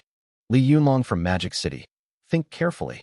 Once you bind yourself to the contract scroll, there's no going back if you regret it later. Fatty Supreme Boss. No regrets at all. Getting to follow Brother Long is the luckiest break of my life. Besides, I can't stand another day cooped up in that stinking toilet shelter. It reeks to high heaven. Li Yunlong from Magic City. At least you've got convenient restroom access there, though. Fatty Supreme Boss. Boss, can I back out now? Chunzei laughed, pricked his finger to draw blood and activate the scroll, then traded it to Fatty. Fatty repeated the same ritual. Once his blood touched the parchment, the scroll dissolved into wispy threads of binding law and vanished entirely. A system chime echoed in both their heads. Congratulations on successfully binding Survivor, Fatty Supreme Boss, as your vassal.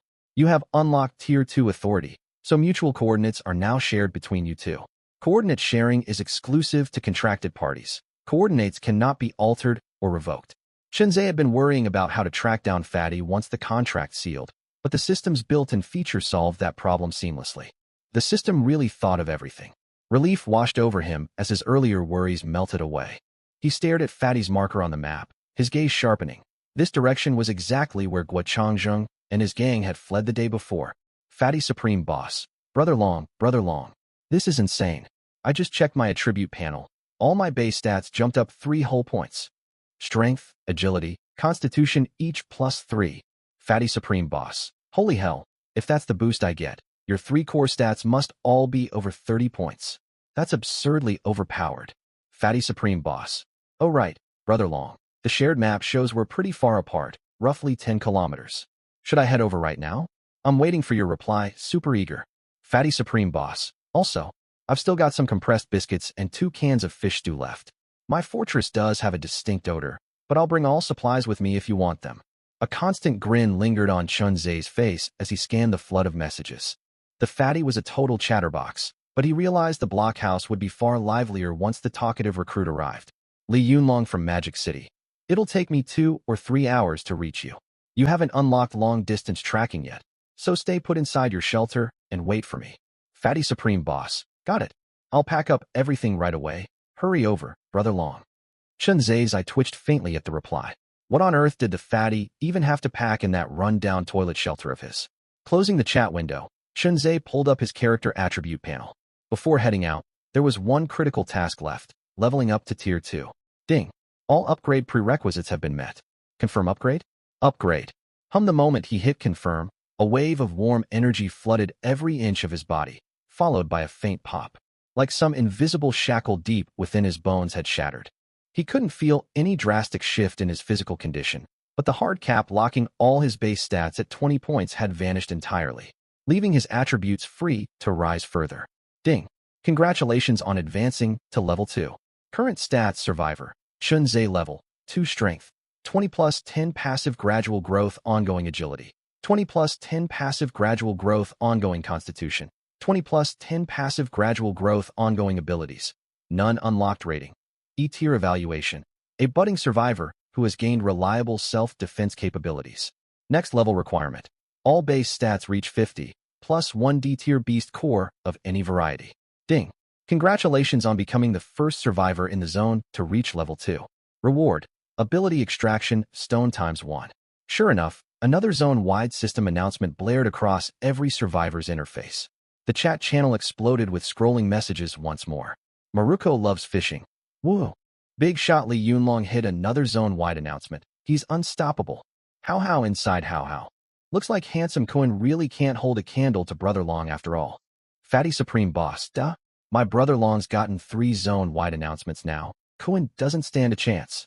Li Shuai from Splendid Dragon Bay. Just dumb luck, nothing more. Single teen girl born after 2000. Brotherly Yunlong, do you need someone to keep your bed warm? Chunzhe paid no mind to the chaotic chat channel, nor did he care about the constant comparisons between himself and handsome Kuan. In the apocalypse, raw strength was the only thing that mattered. Fame was often more trouble than it was worth. If Kuan wanted to flaunt his power and draw all the heat onto himself, Chunzhe was perfectly fine letting him take center stage as the public target. Now then, let's check the system reward. Chunzhe refocused his attention on a milky white stone glowing with faint soft light inside his inventory. He tapped the item to pull out the ability extraction stone. Item info, ability extraction stone item description. Consume this stone to randomly unlock one unique ability. Now it makes sense. Chunzhe muttered to himself. He'd slaughtered hordes of zombies without unlocking a single ability all this time. This stone was the key to activating special powers. Without hesitation, he selected use. A massive golden roulette wheel materialized in his mind's eye, spinning slowly, countless glowing ability names swirling across its segments. Indestructible body, hyper sprint, life-saving decoy, instant teleport. Each ability title was concise, yet anyone who'd read a single web novel instantly grasped their devastating potential. Damn it, I want every single one. Chunzhe thought frantically. The wheel's spin slowed to a crawl, the pointer gliding slowly over a radiant golden segment. Absolute defense. Chunzhe clenched his fists instinctively, holding his breath in anticipation. That's the one, perfect. But fate had other plans. The giant wheel kept spinning on residual momentum, sliding clean past the absolute defense golden zone. No way, come on. Sweat beaded on Chunzhe's forehead as he helplessly watched the wheel continue to turn. The wheel ground to a halt over a purple segment. No heavy luminous aura, no surging energy ripples, only tiny pinpricks of starlight swirling within, as if an entire starry sky had been compressed into that single tile. Chunzhe's heart sank. Great, this segment looks useless. The system chime rang out the next second. Ding. Ability extraction complete. Congratulations on unlocking the new ability, Time Freeze. Ability name, Time Freeze. Ability description. Upon activation, time halts for 3 seconds within a 10-meter radius around the user. The caster remains unaffected by the time freeze and may move freely. Ability cooldown, 3 full days. Hiss, Chunzhe gasped sharply after reading the full description. Time freeze. Pause everything within 10 meters for 3 whole seconds? This ability's ridiculously overpowered. 3 seconds sounded brief on the surface, but as his base stats continued to climb, his movement speed would grow faster and faster. So much could be accomplished in that frozen window of time. Once he closed the gap to an enemy, their life or death would fall entirely under his control. He could land a fatal finishing blow within those 3 seconds, or slip away completely unharmed.